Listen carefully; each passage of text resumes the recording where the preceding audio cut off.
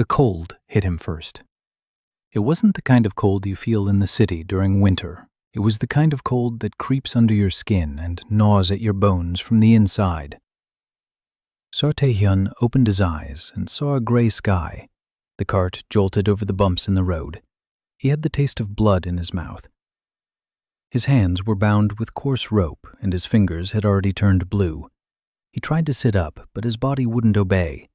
His muscles were as weak as those of a man who hadn't eaten in a week. He turned his head and saw the back of the coachman in a greasy sheepskin coat. All around stretched a snow-covered steppe without a single tree. The wind carried sleet, and small ice flakes stung his face. The coachman turned around and spat on the ground. He said they had arrived and that His Excellency would have to continue on foot from here. There was neither respect nor pity in his voice, only the weariness of a man who had done a dirty job and wanted to leave as soon as possible. Tae-hyun sat down. His head exploded with pain. His temples throbbed as if someone were hammering his skull from the inside. He looked at his hands, slender, pale, the hands of a teenager, not his hands. The last thing he remembered was the steering wheel and the bridge hurtling toward the windshield, and then darkness, and then this cold, this cart, and this unfamiliar body. The coachman tossed a sack and a knife onto the ground. He said that was all he was allowed to have according to the clan chief's decree. Then he lashed the horse, and the wagon rolled back away. Tae-hyun was left alone in the middle of the steppe with his hands tied. A gate stood before him, half collapsed. One gate leaf hung from a single rusted hinge. The other lay in the snow and dry grass sticking out from beneath it. Behind the wall, thin smoke rose from several campfires. Somewhere, a child was crying. Tae-hyun cut the rope with his knife. It took him about 3 minutes because his fingers wouldn't bend. He stood up. His legs were shaking. He looked at the fortress, and his brain instinctively began to calculate.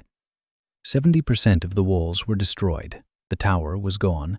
The moat was filled in. The gates wouldn't lock. Any 20-man unit could take this place in half an hour. A ruined asset, underfunded. The staff was reputation in the red. A classic case for restructuring. He smiled through his cracked lips. At that moment, a translucent panel flashed before his eyes. The letters glowed with a soft, golden light. The Emperor's system activated. Object detected. Peko Fortress. Status 3%. Begin restoration. Tae-hyun blinked. The panel didn't disappear. He raised his hand and tried to touch the letters. His fingers passed right through them. The panel flickered and the line appeared at the bottom. Host confirmed. Blood of the Haedong clan detected. Mandate activated in emergency mode. He didn't know what the mandate was. He didn't know what the Haedong clan was. He didn't know why golden letters were hanging before his eyes in the middle of the snow-covered steppe. But he knew one thing. Any system is a tool, and a tool is needed to get the job done. He mentally clicked on the word yes. The panel flashed and went dark. A sensation arose in his mind as if someone had opened a huge filing cabinet. Thousands of folders, thousands of diagrams. Everything was closed, everything was locked. Only one line was accessible. First-level object, a well. Status destroyed. Resources for restoration, 20 man-hours of labor. Stone, clay. He closed the panel and walked toward the gate. The snow crunched under his thin boots. The boots were full of holes, and his left foot was already soaked. He entered the fortress. The first thing he saw were people. They were crouching along the walls, women, elderly people, children, a few men with vacant stares. Their clothes were torn, their faces were ashen. Not a single one looked at him.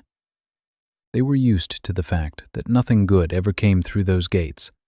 Tae-hyun counted about 80 people in plain sight. The system indicated that there were a total of 340 in the fortress. He walked across the courtyard. Trash crunched under his feet, broken roof tiles, bones, debris from wooden structures. In the middle of the courtyard stood a building that had once been the council hall. The roof had caved in 3 places. The walls were cracked, but the walls were still standing. You went inside. It was empty and cold. Straw lay on the floor. In the corner stood a table with one leg propped up by a stone. On the table sat a clay cup with frozen water. Taehyun sat down on the floor. The stone dug into his bones. He closed his eyes and began to think. 340 people, enough water for a week, even less food. No walls, no army, no money, winter. A 5-day journey to the nearest town. The clan that sent him here clearly expects him to die. His past life ended on the bridge. This one might end here in a week.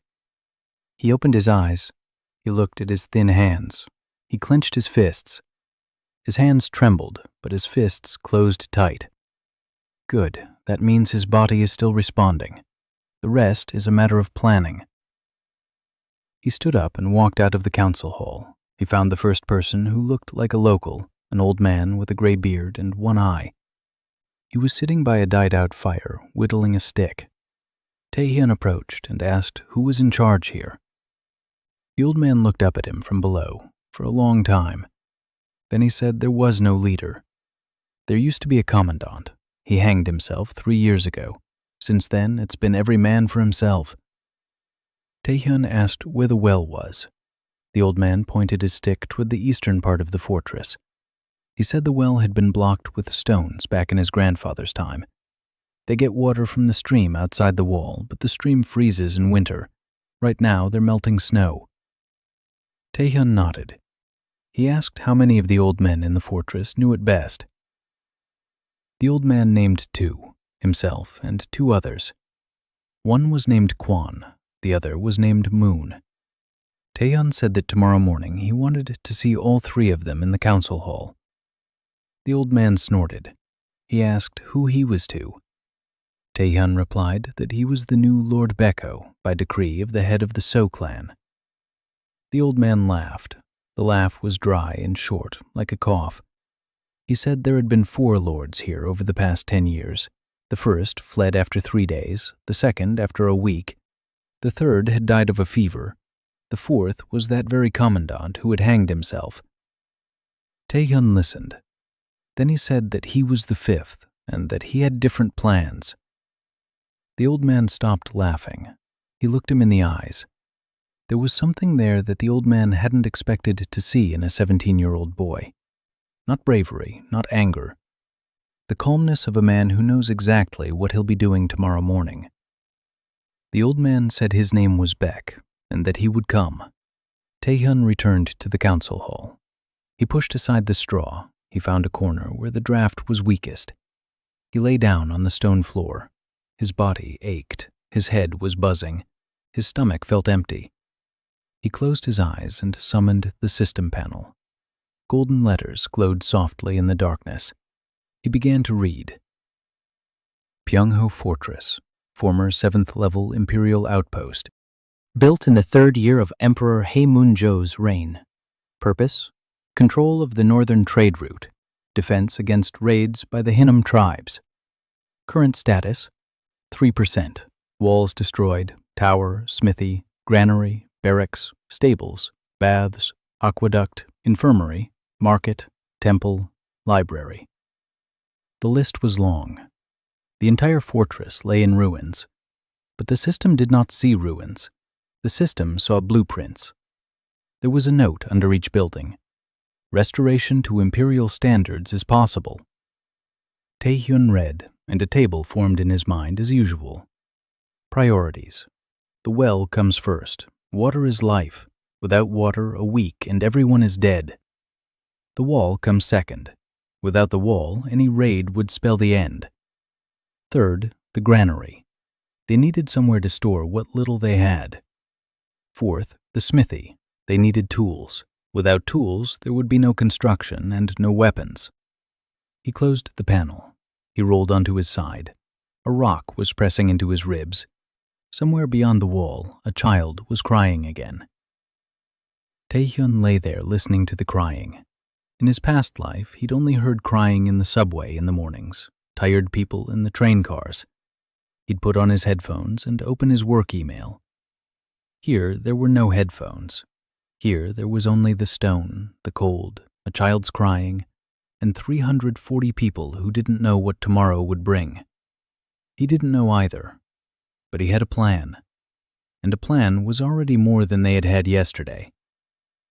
In the morning, he woke up to find someone standing over him, a girl, young, maybe his age, dark hair tied back in a bun. Her face was pale and expressionless, like a mask. In her hands was a wooden tray. On the tray was a bowl of something gray and warm. She set the tray on the floor next to him and bowed. She said her name was So Ha-un, that she had been sent by the So clan to serve Lord Bekho. Tae-hyun sat down. He looked at the food, porridge made from something resembling millet, watery, unsalted. He looked at the girl.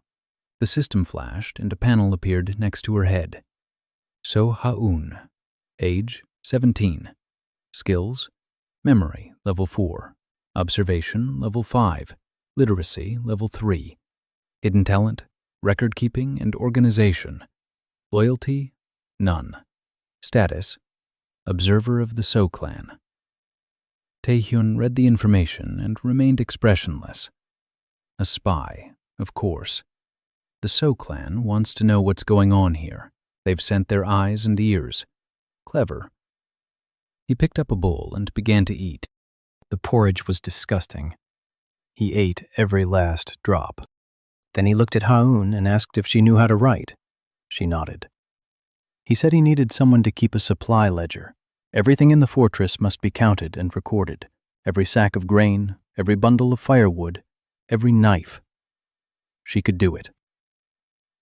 Ha-un blinked. It was the first time anyone had asked her to do anything other than serve and clean up. She said she could. Tae-hyun nodded and said she would need paper and a brush. If there was no paper, bark would do. If there was no brush, charcoal would do. Start today. Bring him the report by evening. She bowed and left. Tae-hyun finished his porridge and went to the council chamber. 3 old men were already waiting. Baek, Kwon, Moon. Baek was the one-eyed man with a cane. Kwon turned out to be a small, gaunt man with trembling hands but a sharp gaze. Moon was huge and silent as a rock. Tae-hyun sat down on the floor across from them. He brought up the system panel, but did so without them seeing. He looked at their profiles. Baek, former garrison corporal, level 5 knowledge of the fortress, low loyalty. Kwon, former accountant under the commandant, level 4 knowledge of supplies, 0 loyalty. Moon, former mason, level 4 construction, low loyalty. Tae-hyun began to speak. He said he wasn't going to make any speeches. He wasn't going to promise that everything would be all right. He said there was enough water to last 7 days. After that, the children would start dying, then the elderly, then everyone else. He said he knew where to get water, an old well in the eastern part, the one that's blocked up. He could restore it. He needed 10 people and 2 days. Baek said the well had dried up back in his grandfather's day, that there was no water there, that it was a waste of effort. Tae-hyun replied that he'd seen the rock around the well, that the aquifer runs at a depth of 12 meters, that the debris had blocked access but hadn't destroyed the source. He didn't explain how he knew. Kwon asked what would happen if there was no water. Tae-hyun said that in that case they would lose 2 days and the efforts of 10 men. But if they did nothing, in 7 days they would lose everything. Moon remained silent. Then he stood up. He said he would go, and that he would find 9 more men. Tae-hyun looked at him. The system indicated that Moon's loyalty had shifted from low to neutral. 1 stone fell into place. 339 remained. An hour later, 10 men were standing by the blocked-off well. The stones were enormous. Some weighed more than a single person could lift. Tae-hyun summoned the system. The panel displayed a diagram of the blockage. The red dots were the load-bearing stones. If they removed them in the correct order, the rest would shift on their own. He began to demonstrate. This stone first, then this one, then prop it up here with a log and pull out the third one. The men worked. Tae-hyun worked alongside them. His body was weak. He couldn't lift what the others were lifting. But he hauled small stones. He handed tools. He showed them where to strike. By evening on the first day, they had cleared the top layer of the rubble. Tae-hyun's hands were rubbed raw and bleeding. He wrapped them in rags and continued. He didn't sleep that night. He sat by the well and stared into the darkness of the shaft. The system showed the aquifer as a blue line at depth. Close, very close. By noon on the second day, Moon struck the spot Tae-hyun had indicated with a pickaxe. The rock cracked. Water gushed from the crack, not a thin trickle, but a stream, clear and cold. The water filled the well in an hour. Moon stood knee-deep in the water and looked up at the sky with an expression Tae-hyun couldn't read. The news spread throughout the fortress instantly. People came and watched. They touched the water with their hands. They tasted it. One woman filled a bucket and carried it to the children. 10 minutes later, there was a line at the well. Tae-hyun stepped aside. He activated the system. The panel displayed new data. Beko well. Status, restored. Level, Imperial Standard. Property. The water possesses a mild healing effect, relieves mild inflammation, accelerates the healing of minor wounds. He read it and closed the panel. Healing water. In a place where children fall ill from the dirty water in the stream. It was more than just water. It was a statement. Old Man Beck approached. He stared at the well for a long time. Then he took off his hat. He didn't say a word. He simply get his hat and stood there. Tae-hyun understood. That evening, Haun brought him a report, written in charcoal on pieces of bark. Neat, even handwriting. Each item was numbered. Grain, 32 sacks. Firewood, enough for 4 days at the current rate of consumption. Knives, 14. Axes, 3. Cloth, 6 rolls. Livestock, 2 goats. Tae-hyun read, and in his mind the numbers formed a picture, a grim picture. Supplies for 10 days at most. He looked at Haun. He told her the work was excellent, that starting tomorrow she would keep daily records. Every incoming and outgoing item would be recorded. Haun nodded. Something flashed in her eyes. Not warmth, just surprise. Tae-hyun didn't notice it. He was already doing the math. On the morning of the third day, 7 people were standing at the fortress gate. 2 families, a man with his wife and 2 children, an old woman with her grandson, and a lone young man in his 20s with a sack on his back. Beck asked where they were from. The man said they had been traveling west, that they'd heard about a fortress with clean water. They decided to give it a try. Tae-hyun went out to meet them. He looked at each of them. The system displayed their stats. The man, a former carpenter with level 2 construction skill. The wife, level 3 weaving skill. The old woman, level 2 cooking skill and level 1 knowledge of medicinal herbs. The young man, level 3 hunting skill. Tae-hyun said there wasn't much food or space in the fortress, but there was water and work. If they were willing to work, they were welcome. If not, he wouldn't force them to stay. The man looked at his wife. The 4th day began with a problem. Moon came to him at dawn and said that wolves had carried off one of their 2 goats during the night. Only one remained. Tae-hyun went outside and inspected the pen.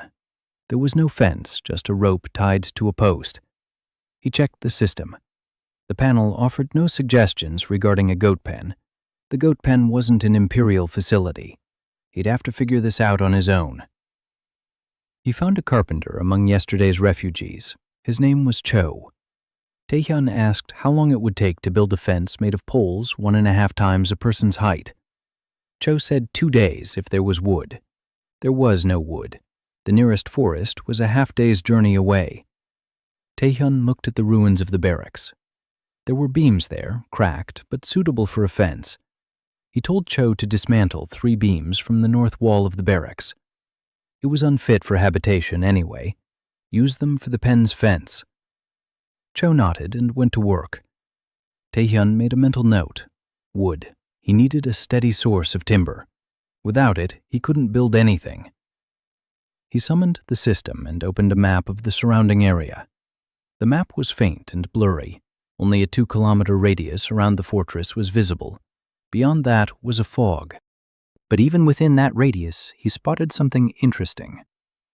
To the northeast of the fortress, about an hour's walk away, the system showed a marker. An Imperial facility, a guard post, status destroyed. And next to that marker was a green strip, a grove, a small one, but a grove nonetheless. He memorized the direction. Then he assembled his first council. Not with the 3 elders this time. He summoned 15 people. Baek, Kwon, Moon, Joe the carpenter, a young hunter from among the refugees named Han, Ha-un with her notes, and 9 more people he selected based on data from the system. Each had a skill above level 2 in at least one area. They gathered in the council hall. Taehyun stood before them. He announced that starting today, Baeko Fortress would transition to operational mode. He divided all the residents into 3 groups. The first was the construction crew led by Moon. Their task was to restore the walls, starting with the eastern section where the collapse was most severe. The second was the food supply crew, hunting, gathering supplies, taking inventory. He appointed Han, the hunter, as the leader. The young man was 20 years old and had never commanded anyone before, but the system indicated a level 3 hunting skill and a hidden talent for leadership. Taehyun decided to take a chance. The third group was the security team. Here, a problem arose. Among the 347 men in the fortress, there wasn't a single real warrior. Baek had been a corporal 30 years ago. His knee was shattered and he limped on his left leg. The rest of the men were peasants and artisans. Taehyun appointed Baek as the guard captain, not because he could fight, but because he knew how to stand guard. Taehyun explained the system. 3 shifts. During the day, 4 men on the walls, 1 on each side. At night, 8. The alarm signal was 3 strikes on the iron plate by the gate. If you hear it, drop everything and run to the gate. Baek listened. Then he asked what they would use to defend themselves. 14 knives and 3 axes for the entire fortress. Taehyun said that right now, their main defense was their eyes. Spot the enemy before he gets close. If you see him, don't run away, run toward him. He'll decide what to do. Baek grunted but didn't object. Then Taehyun did something no one expected. He asked Ha-un to read out the supply figures. Ha-un stood up. Her voice was steady and quiet. She read out each item. Enough grain for 8 days. Firewood for 4. 0 meat. Salt is almost gone. People listened in silence. Some lowered their eyes. They already knew things were bad. But when the numbers are spoken aloud, it sounds different. Taehyun let the silence hang for 3 seconds. Then he said the numbers were bad. But numbers aren't a death sentence. Numbers are a challenge. And every challenge can be solved if you know how to approach it. He pointed to the map he'd drawn with charcoal on the wall, a rough outline of the fortress and its surroundings, a point in the northeast. He said that tomorrow morning he himself would go on a reconnaissance mission to the northeastern point. 2 men would accompany him, Han the hunter because he knows the steppe, and Moon because he needs a mason's eye on that structure. Everyone else is working according to plan. Kwon is in charge of discovering food, equal portions for everyone. The children get double. Kwon raised an eyebrow. He asked, "What about the Lord?" Taehyun said that the Lord gets just as everyone else. Kwon looked at him for a long time. Then he nodded. The council meeting ended. People began to disperse, and Taehyun noticed they were whispering among themselves. Not with hope, with surprise. Their new lord was talking to them, counting the sacks of grain, dividing the portions equally. This was so unlike what they were used to seeing from people with the surname So. that they didn't know how to react. Ha-un lingered. She stood by the wall and looked at the map. Tae-hyun asked if she had any questions. She paused. Then she asked why he had shown the figures to everyone. In the So clan, only the head and his advisors see the inventory data, never the common people. Tae-hyun replied that people cannot work toward a common goal if they don't know why.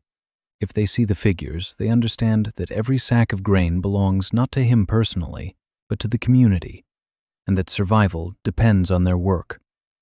Hidden information breeds rumors. Open information fosters responsibility. Ha-un nodded silently. That evening, she transcribed the entire conversation and hid the note in a seam of her clothing for the So clan. Tae-hyun knew about this. The system displayed his status: observer, report prepared. He didn't interfere. Let the So clan find out that the fortress is being organized. It doesn't change anything. They already consider him a dead man. And the information that a dead man is setting up a guard and counting sacks will only confirm to them that he's playing at being a lord and will soon surrender. They're wrong, but let them be wrong a little longer. On the 5th day, he left the fortress for the first time since his arrival. Han and Moon accompanied him. The steppe was white and empty. The wind blew from the north, carrying the scent of frozen earth. Han walked ahead. He moved confidently and with ease. Every few minutes he would stop and listen. Then he would point the way. 2 hours later, they saw a grove, a small one, perhaps 100 trees. But the trees were thick and tall, good timber. Tae-hyun made a mental note. Logging, organize a crew, twice a week. Near the grove, he found what he was looking for, the remains of walls, waist high. The stonework had been destroyed by time and tree roots. The system flashed. Deco North Guard Post. Status, destroyed. Condition, 1%. Restoration to Imperial Standard, possible. Required resources, 50 man-hours. Stone, wood, clay.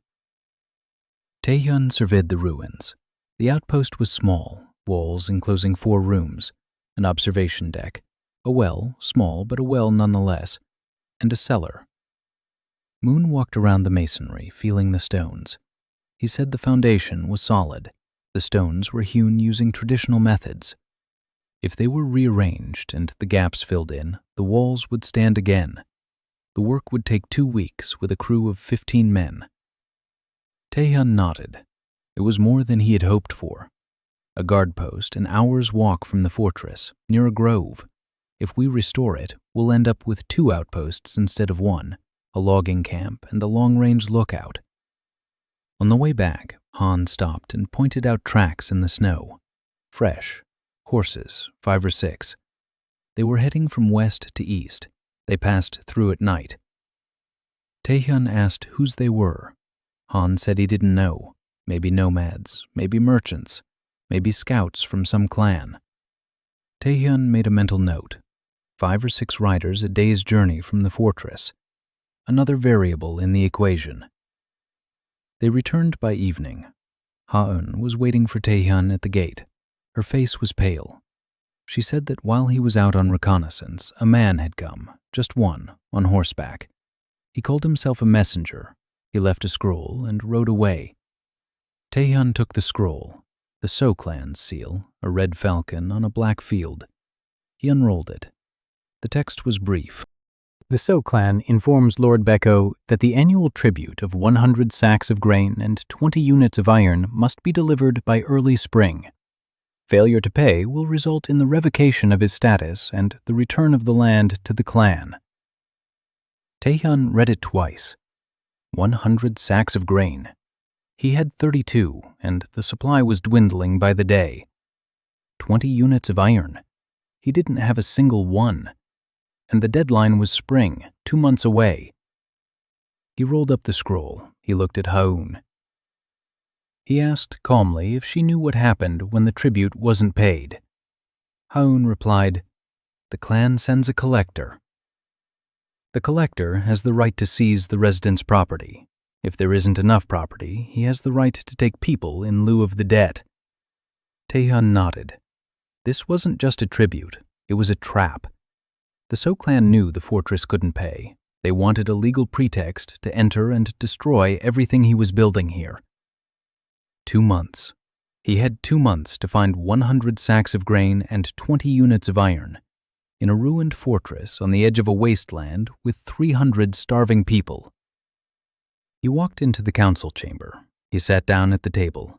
He summoned the system and opened the map. He stared at it for a long time. Then he began to count. The next morning, he convened the council again. This time, he began with a question. He asked Beck if he knew what lay south of the fortress.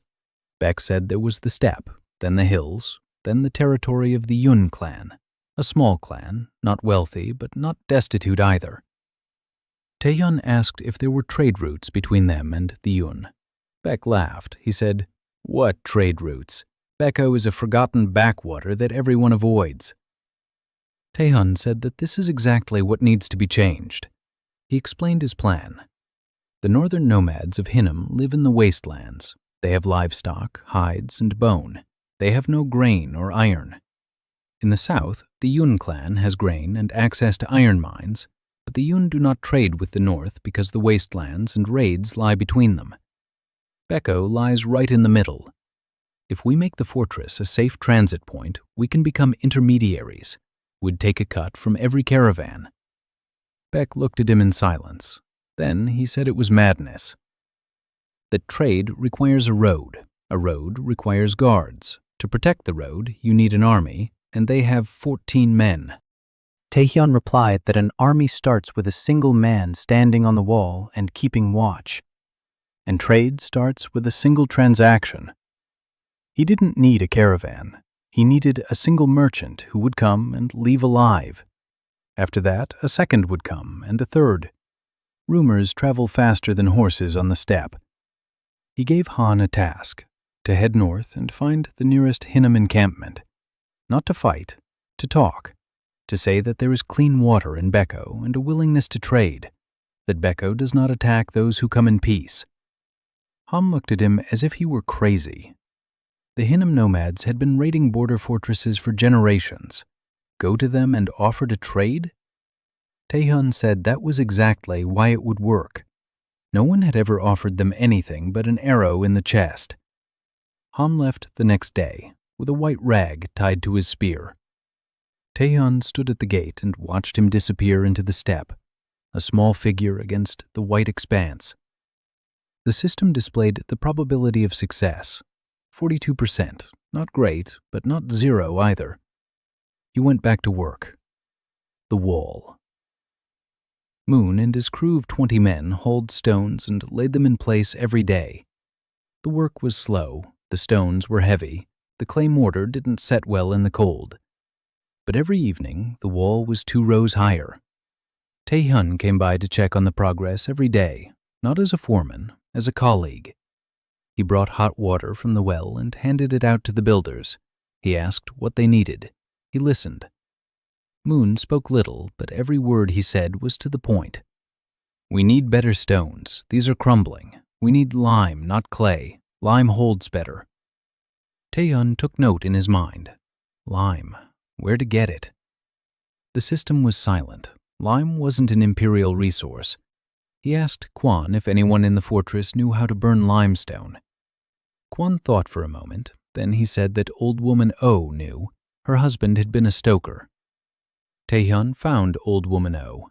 She was 60. Her hands were gnarled from work, but her eyes were lively. He asked if she could teach the people how to burn limestone. She asked if there was a kiln. He said there would be one. She snorted, but the next day she came to Moon and began to explain. Haun brought an updated ledger every evening. The numbers changed slowly. Z were steadily dwindling, firewood was dwindling. But new entries appeared. Wood from the grove, the first harvest, stone from dismantling the barracks ruins. Every day something was added. Taehyun studied the numbers and saw patterns. Daily grain consumption per person, storage losses, optimal portion size. He introduced a system he called rationing. Each person received a fixed portion. Those who worked more got more. Children got more. Everyone else received the basic amount. No one went hungry, but no one ate more than they needed. Some were outraged. A man named Sun approached him and said his family was hungry, that he was a healthy man and couldn't live on a handful of porridge. Taehyun looked at him. The system showed Sun, skills 0, 0 work over the last 3 days. Taehyun asked which work crew he was in. On the 12th day, Taehyun began restoring the blacksmith's shop. This was the project he'd been waiting for since day 1. Without the blacksmith's shop, everything else was pointless. You can't repair a wall without staples, you can't chop wood without proper axes, you can't defend yourself without spearheads. The ruins of the smithy stood in the southwest corner of the fortress. The stone walls were partially intact. The forge had collapsed. The anvil lay on its side, buried in rubble. Taehyun activated the system. Beko Smithy, 3rd level Imperial Facility. Condition, 2%. Resources for restoration, 40 man-hours. Stone, clay, iron for repairing the forge. Property upon restoration to Imperial Standard, weapons and tools receive a bonus to durability and sharpness. 40 man-hours. He could assign 10 men for 4 days, but taking 10 men away from the wall meant slowing down the wall's construction. He stood by the ruins and weighed his options. The wall or the forge? The forge would provide tools that would speed up the wall, but 4 days without working on the wall meant 4 days without protection. He decided to split the workforce. 5 men from Moon's crew to the forge, the rest would continue on the wall. The forge would take 8 days. The wall would go up more slowly, but it wouldn't come to a standstill. Moon didn't argue. He understood the logic. The problem lay elsewhere. The smithy needed iron to repair the forge, and there was no iron. Taehyun walked around the fortress. He searched every corner. He found rusty hinges from the gates, broken horseshoes frozen into the mud, a fragment of an old sword in a pile of rubbish, nails from the ruins. Piece by piece, he gathered 12 kilograms of rusty iron. By that was just enough to repair the furnace. It was just enough. The work began. Moon supervised the masonry. Taehyun used the system to show where the forge should be placed and how tall the chimney should be. The system provided precise measurements. The Imperial Standard specified a draft that allowed the forge to be heated to a temperature sufficient for forging, even with poor quality coal. Coal was a separate problem. Charcoal could be made from wood, but that required a pit and time. Taehyun sent 5 men to the grove, to chop wood, to bring it back, to burn charcoal in a pit behind the fortress wall. On the 13th day, a woman came to him, silent, young, perhaps 19. Her dark hair was cut short, a knife hung from her belt. She moved the way people do who are used to a dangerous world. Every step was precise, every glance was scrutinizing. She said her name was Park Jia, that she was the daughter of the former commandant Park Jong-ho, that she had lived alone outside the wall for the past 2 years. She had survived by hunting. She never entered the fortress. She didn't want to. Taehyun accessed the system. Park Jia, age 19, skills, level 5 archery, level 4 wilderness survival, level 2 close combat. Hidden talent, tactical thinking. Loyalty, none. Psychological state, deep trauma, low self-esteem. Archery, level 5. It was the highest combat skill Taehyun had seen since his arrival. He asked why she had come. Jia said she had seen them repairing the walls. She'd seen smoke from the fires. She'd heard children. For the past 2 years, the only sounds coming from the fortress had been the wind and the howling of wolves. Now, the smell of porridge wafted from there, and the sound of a pickaxe could be heard. She'd come to take a look. Taehyun nodded. He asked if she knew how to teach others to shoot. Jia looked at him. Something flashed in her eyes. Not surprise, more like distrust. She asked why she should do that. Taehyun replied that the fortress needed an archery unit. They had no swordsmen, no spearmen. but bows could be made from the wood they were already cutting down. And one archer on the wall was worth 10 swordsmen on the battlefield. She didn't need to believe in him. She needed to believe that the children in the fortress shouldn't die from a raid that could have been repelled with just 2 arrows. Jia was silent for a long time. Then she said she needed a place to stay. Taehyun showed her a room in the southern part of the council hall, small but dry, with a door that closed. Jia went inside, set down her bag, turned around and said she would start tomorrow, and that she needed good wood for bows, not just any wood, but elm or ash. Taehyun sent a request to Han to check what kinds of trees grew in the grove. The next day, Jia went out to the area outside the wall with 4 men chosen by Baek. She drove a stick into the ground 30 paces away and told them to aim. Not a single one hit it. She took out her bow and shot without looking. The arrow struck the stick and split it in 2. Then she turned to the men and said that by the end of the month, they would be hitting the stick from 50 paces away, or she would personally throw them over the wall. The men believed her. On the 15th day, what Taehyun had both been waiting for and dreading happened. At night, the sentry, Baek, spotted fires to the west. Taehyun climbed onto the wall. Bonfires were burning in the darkness, 5 or 6 of them, about 2 kilometers away. Baek stood beside him and said they were nomads, not the Hinnom Easterners with whom they'd established contact, but another tribe, the Westerners. They were more hostile and poorer, and they had no merchants, only warriors and hunger. Taehyun counted the campfires. He estimated the number of people. 5 campfires meant about 30 to 40 people. They had horses. 20% of the fortress wall had been restored. The gates still wouldn't lock. He climbed down. He activated the system. He opened the map. The nomads were camped on the western slope. A ravine lay between them and the fortress. The system highlighted the ravine in red, a dangerous area, out of sight. He gathered Baek and Jia. It was 3 in the morning. Baek was gloomy. Jia was calm. Her hands rested on her bow. Taehyung explained the situation. 30 to 40 nomads on horseback, a wall with gaps, the gates are open. There are at most 20 combatants in the fortress, and of those, only Jia can actually fight. In a head-on clash, the fortress will fall within an hour. So there won't be a head-on clash. He explained the plan. The nomads will attack at dawn. That's what they always do. They'll go through the ravine because it's the only path to the gates. Visibility is poor in the ravine. We need to use that to our advantage. He sent 10 men with torches behind the western wall. He told them to set up 3 bonfires half a kilometer south of the fortress. Next to the bonfires, they were to hang animal hides and rags on poles. From a distance, in the dark, it would look like a camp, a small caravan that had stopped for the night. Baek asked why. Taehyun explained. Nomads had come to plunder. They would see 2 targets, the fortress with smoke rising from its walls, and a camp without walls nearby. The camp would be easier. The loot would be easier to take. Hungry people go for easy prey. Baek said they weren't that stupid. Taehyun replied that it wasn't a matter of stupidity. From the valley, they wouldn't be able to see both the fortress and the camp at the same time. They'd see the camp first.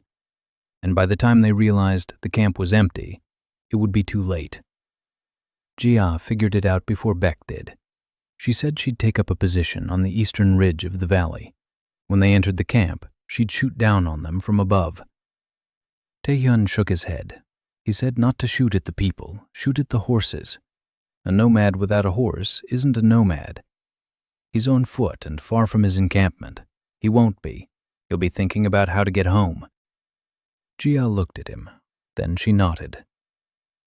They worked the rest of the night. A decoy camp. 3 bonfires, sticks with rags tied to them.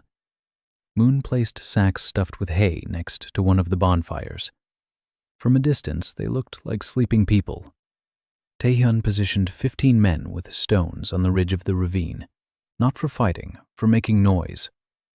At his command, they were to shout and throw stones down, not to hit, but to scare, to create the impression that there were many of them.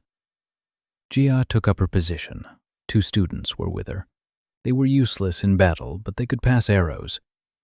Haun stood next to Taehyun on the wall. He hadn't noticed when she'd approached. She asked why he was doing all this. He could have left, abandoned the fortress, gone south to live a quiet life. Why would he need 347 people who didn't even know him? Taehyun didn't answer right away. He looked toward the western horizon where the sky was beginning to lighten.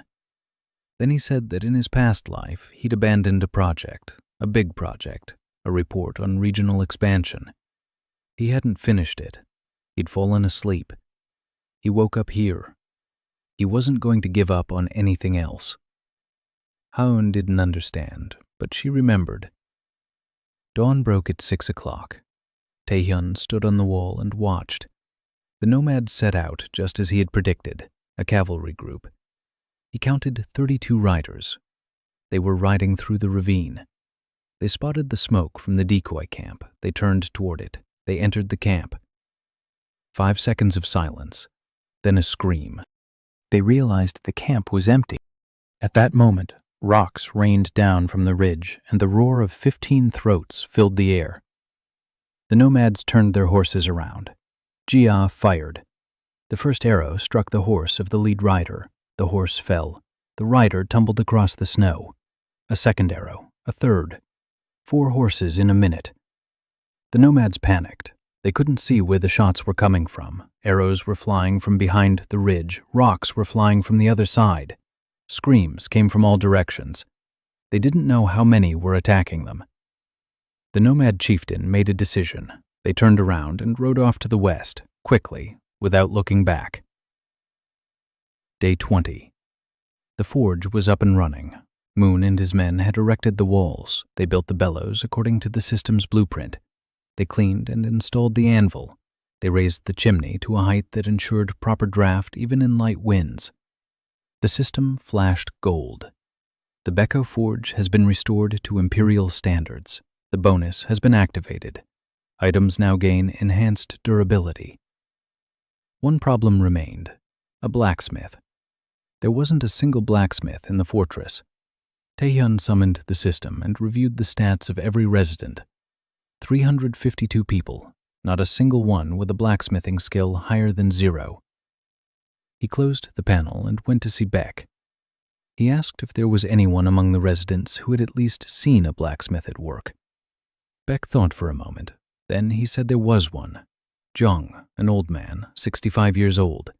He used to be an apprentice to a blacksmith in a neighboring village. The village was burned down 15 years ago. Jung hadn't forged anything since then, but his hands still remembered.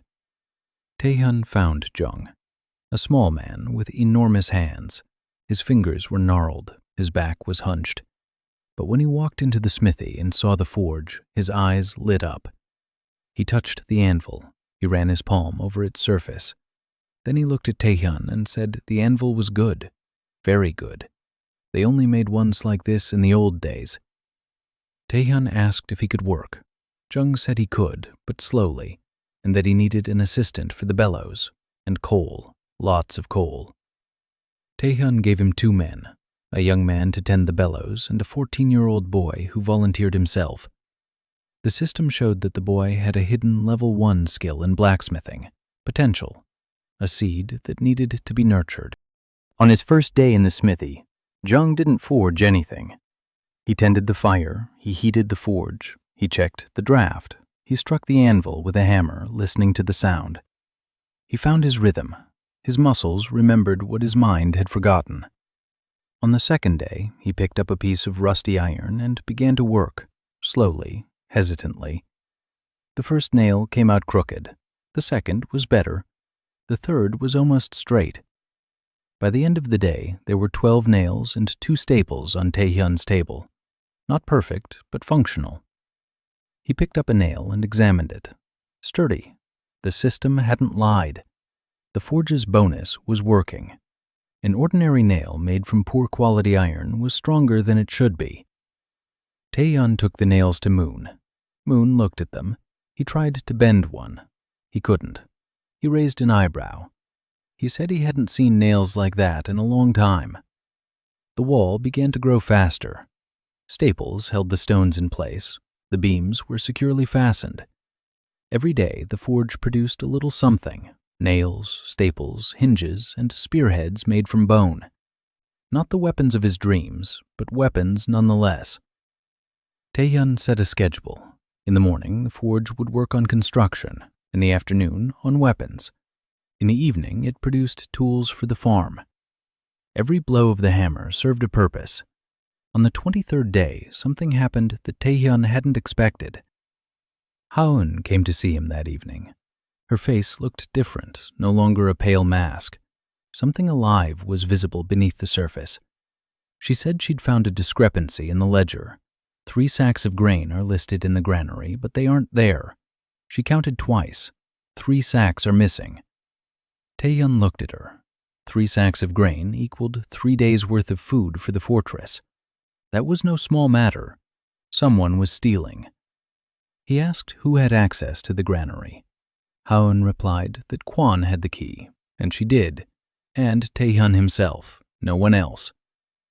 Taehyun accessed the system. He checked Kwon's profile. Loyalty, low. Not 0, but low. Covert status, contact with an external agent. Contact with an external agent. Taehyun closed the panel. His expression didn't change. He told Haeun he'd look into it. He asked her not to say anything to Kwon and to keep maintaining the inventory as usual. Haeun nodded. She didn't ask why. She was a spy and understood how silence worked. The next day, Taehyun personally inspected the granary. He found no missing goods. 3 sacks had vanished without a trace. He walked around the fortress. He found footprints by the back wall where a collapse had left an opening wide enough for a person carrying a sack. The footprints led beyond the wall. Beyond that, the snow had covered them up. He returned and called for Kwon. He didn't accuse him. He asked how things were going. Kwon started talking about the salt shortage, about how the grain was spoiling in the granary because of the dampness. A normal work conversation. Taehyun listened. The system displayed Kwon's heart rate. It was elevated.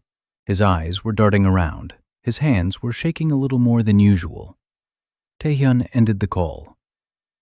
That evening, he posted Han on guard duty by the back wall. He didn't say why. He said he was worried about wolves. On the 3rd night, Han came running. He said he'd seen Kwon. The old man had climbed out through a hole in the wall, carrying a sack. A man on horseback was waiting for him outside the wall. Kwon handed over the sack. The man rode off toward the south. Taehyun nodded. The south. The Yoon clan, or the So clan. Someone is paying Kwon for food, or Kwon is paying someone. Or maybe it wasn't a sale at all, but a transfer of information with a physical cover. The sack of grain served as a pretext for the meeting. He didn't act right away. In the morning, he summoned Kwon to his office. He sat across from him. He was silent for a long time. Then he said he knew about the sacks, about the breach in the wall, about the man on horseback. Kwon turned pale. His hands shook so much that he dropped the cane he was leaning on. Taehyun didn't shout. He didn't threaten him. He asked, who? Kwon was silent for a minute. Then he said it was the So clan, that he'd been ordered to keep watch and submit a report every 10 days. The grain was payment, 3 sacks per report. Taehyun asked what he'd been reporting. Kwon said the number of people, the condition of the walls, and the supplies. Taehyun nodded. It was everything Haeun was already recording for the same purposes. The So clan was paying 2 spies for the exact same information. Efficiency in the style of feudal management. He looked at Kwon. The old man was awaiting his sentence. In the world of clans, treason was punishable by death. A slow death. Taehyun said that Kwon would continue working. He would continue keeping records. He would continue meeting with the man on horseback. But now he would pass on whatever Taehyun told him, the figures Taehyun gave him. Kwon would no longer receive grain from the So clan. He He would receive a full worker's ration like everyone else, and he would no longer steal from the communal granary. Kwon looked at him. There was something in the old man's eyes that Taehyun had never seen before. Not fear, not relief, confusion. He didn't understand why they hadn't killed him. Taehyun explained it simply. He said that a dead Kwon wouldn't pass on false information. A living one would. A dead Kwon was one problem solved. A living Kwon was a tool. Kwon swallowed hard. Then he nodded. The system showed a shift, Kwon's loyalty. Low changed to medium. Status, double agent, under control. Taehyun let him go. Then he sat down and stared at the wall for a long time. He had just manipulated an elderly man. He'd used fear and gratitude as leverage, just like in a corporation. Just like in a meeting where you know that Kim from the sales department is poaching clients, but you don't fire him because information is being leaked to the competition through him, and you can control exactly what the competitor finds out. Same logic, same tools. Only here, Kim is an old man with trembling hands who steals grain so his family won't be slaughtered. Taehyun rubbed his face with his palms. Then he stood up and went to check the wall. By the 25th day, the wall had been restored 30%. The eastern section was completely sealed off. The southern section was half sealed. The western and northern sections were still in ruins. But the gate could now be closed. Moon found some old hinges in the rubble, and Jong forged new bolts. Heavy, thick bolts made of iron reinforced with a blacksmithing bonus. The gate couldn't be breached with a single blow from a battering ram, maybe 2 blows, but not just one. Taehyun stood by the gate and listened as the bolt slid into place with a heavy clang. A good sound, the sound of security. He turned around. Behind him stood Haun with a report. The fortress's population was 403 people. More refugees had arrived, families, individuals, 2 elderly people who said they'd heard about the water and the walls. One young man who said he was looking for work, any kind. Taehyun called up the system for each newcomer. He checked them, he assigned them, some to the wall, some to the fields to prepare the soil for spring, some to the smithy as apprentices to Chon. Every person in their place, like a cog in a machine. On the 27th day, Han brought news from the hunt. A caravan was camped to the south, a half-day's journey away. A small one, 3 wagons, 10 people. They've been camped there for 2 days now. They aren't moving. Something must have happened, Taehyun thought. The caravan could be a trap. It could be a merchants in trouble. It could be a trap, be merchants in trouble. It could be a reconnaissance mission by the Yoon clan. He sent Han back. Keep watch, don't get too close. Report back in a day. Han returned the following evening. He said the caravan wasn't moving because the axle on the first wagon had broken and 1 ox had collapsed. They were waiting for help that wasn't coming. There were women and children with them. They didn't look like soldiers. Taehyun made a decision.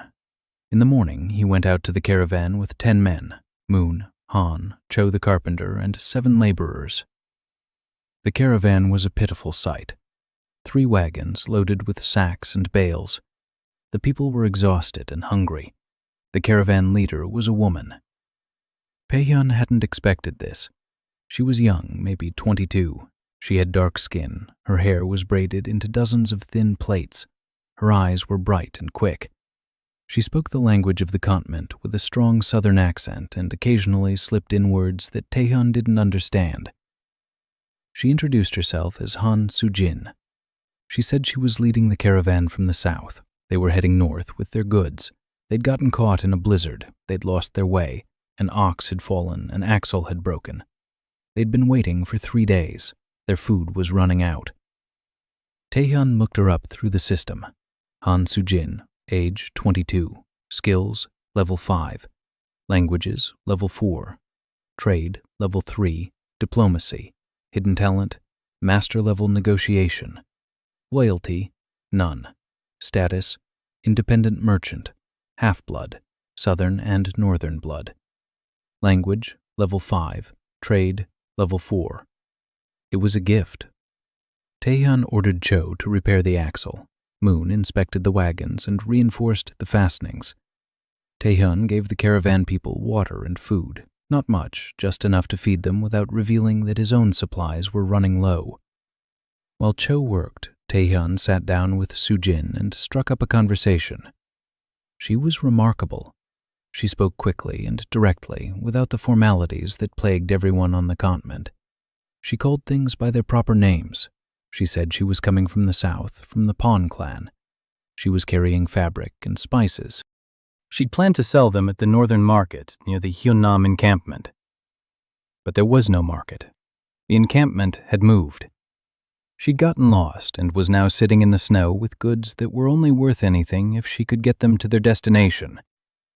Taehyun asked if she knew the way to the Yoon clan. Sujin smiled. She said that she knows the way to all the clans. That's her job. She moves between them like a needle between scraps of cloth. Because everyone wants to trade, but no one wants to trade directly. A middleman is needed. She is the middleman. Taehyun offered her a deal. He would repair her caravan and show her the way to the Hyunnam East encampment. The contact had already been established. In return, on her way back, she would stop in Beko and bring him what he needed from the south: iron, salt, and seeds. He specified the quantities. Sujin raised her eyebrows. She asked how he would pay. Taehyun said with hides and horsebone, and also with information. He knows where the eastern Hyunnams are camped and that they're ready to trade. That information is worth more than her entire caravan. Sujin looked at him for a long time. Then she laughed, loudly. She said that for the first time she'd seen a lord haggling like a merchant at the southern bazaar. Taehyun replied that a good lord is, in fact, a merchant, only on a different scale. Sujin agreed. Day 32. The morning began with a scream at the gate. Taehyun ran out of the council hall. 3 people were standing at the gate, 2 men and a woman. The men had been beaten. Their faces were covered in blood. Their clothes were torn. The woman was holding a child wrapped in a rag. The child wasn't crying. Taehyun approached. He asked what had happened. One of the men spoke, gasping for breath. He said they were from a village half a day's journey to the south. The village was called Mokpo. People had come during the night on horseback bearing the emblem of a yellow moon, the Yoon clan. They took the grain. They took the livestock. Those who resisted were beaten. Some were killed. They fled with whatever they could grab. Taehyun listened. The yellow moon, the Yoon clan, a small clan to the south, the very ones who had grain and access to iron mines, the very ones he'd planned to trade with. They were burning villages half a day's journey from his fortress. He looked at the woman. The child in her arms was quiet, too quiet. Taehyun called out to Soryeon. There was no healer at the fortress yet.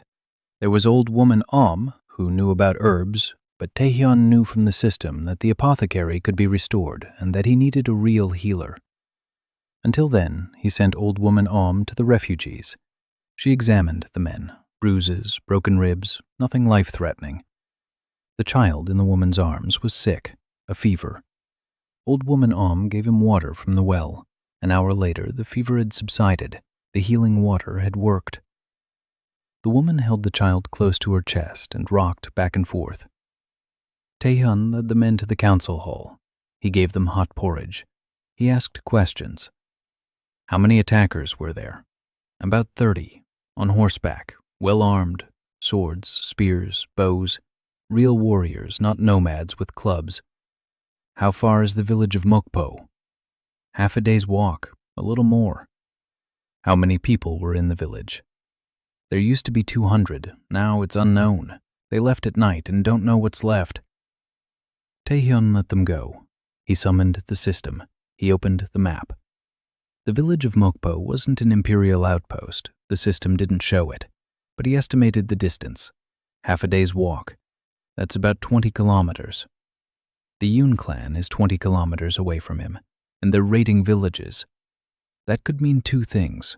Either the Yoon were expanding their territory, or they were starving and preying on the weak. Both options were bad. He called a council meeting, Baek, Moon, Jia, Haun. And for the first time, he summoned Chon, the blacksmith. Baek said that the Yoon weren't nomads. Nomads have no tactics. The Yoon are a clan. They have a fortress, walls, a garrison. If they decide that Baeko stands in their way, they'll come, and not 30 men, 100, 200. Jia remained silent. Her hand rested on her bow. Her eyes were dark and calm. She said she could take down 10 men before they reached the wall, 20 if she were given a second quiver.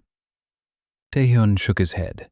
He said that shooting at members of the Yoon clan would mean war, and they wouldn't survive a war right now. Moon asked what they should do then. Taehyun said nothing for now. Watch and wait. Han would head south to assess the scale of the situation. How many villages had been ravaged? Where are they heading? Is there a pattern?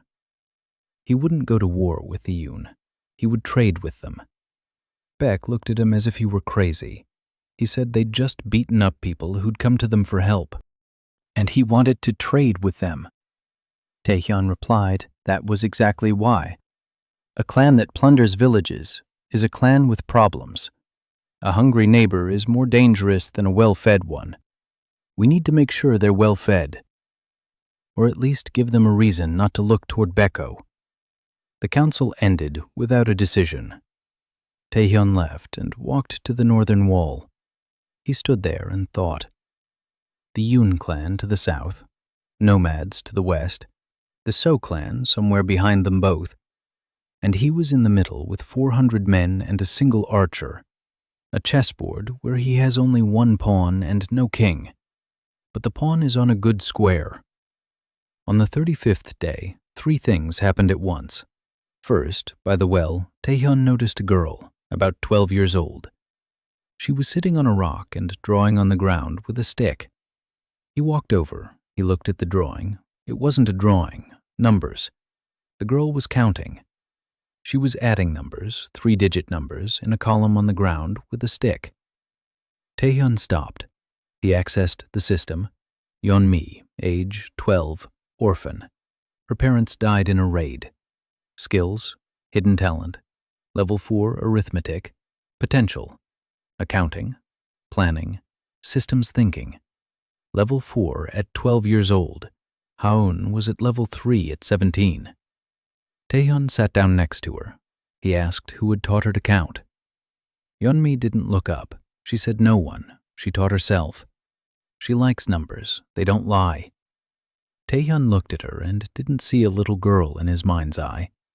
He saw the future chief accountant of Baeko, in 5 years, in 10. He said he needed an assistant for Haun, someone good with numbers. If she wanted to, she could start tomorrow. She'd learn to count not on the ground, but on paper, or on bark. Yeonmi looked up. She looked at him. Her eyes were large and dark. She asked if they'd give her something to eat. Taehyun said yes, just like everyone else who works, a full portion. Yeonmi stood up. She dusted off her knees. She said she'd come. The second event of that day, Jia brought her group of archers to him. 4 men, 10 days of training. Taehyun went out to watch. Jia set up a target 50 paces away, a wooden shield with a circle drawn on it in charcoal. The first shooter hit the shield, not in the circle, but on the shield. The second hit closer to the center. The third missed. The fourth hit the circle. Jia stood with her arms crossed. Her face was impassive. She said the fourth was ready. The first and second needed another month. The third one is hopeless. His hands are too rough for the bowstring, but he's good with a spear. Let him join the spearmen. Taehyun nodded. He transferred the third one to Moon's squad. The system confirmed it. His spear skill is level 2, better than the bow. Everyone in their place. The third event, the most important one. In the evening, a small caravan arrived from the north. 3 wagons, 10 people, a white flag. The Hinnom Eastern nomads. They came to trade. Taehyun went out to meet them. Leading the way was the merchant he'd seen 10 days ago. Walking beside him was a woman in a fur cloak, tall, wearing a necklace of wolf fangs. The chieftain's wife or sister, someone important. The merchant bowed, briefly, without any obsequiousness. He said the chieftain had sent him back, with goods, hides, dried meat, dried fish, horsebone, a lot, much more than Taehyun had expected. He looked at the wagons. The system displayed an estimate. There was enough goods to feed the fortress for 2 weeks if distributed properly. The merchant said the chieftain wanted to know what Lord Becco could offer in return. Taehyun invited them into the council hall. He set the table, water from the well, porridge, and bread that old woman Ohm had learned to bake from coarse flour in the new oven. Not a luxury, but clean and hot. The woman in furs drank water from the well. She set down her cup. She looked at Taehyun. She said in broken language that the water was good, that she hadn't had any like that in a long time. Taehyun nodded. He began the negotiations. He proposed a regular exchange, once every 10 days. The nomads would bring hides and meat. Becco would provide water from the well, forged items from the smithy. Not much for now. Knives, arrowheads, staples. Later, when the smithy was operating at full capacity, there would be more. The merchant calculated in his head for a long time. Then he named his terms. You wanted more knives. You wanted spearheads, not arrowheads. They make their own arrows. And he wanted something else.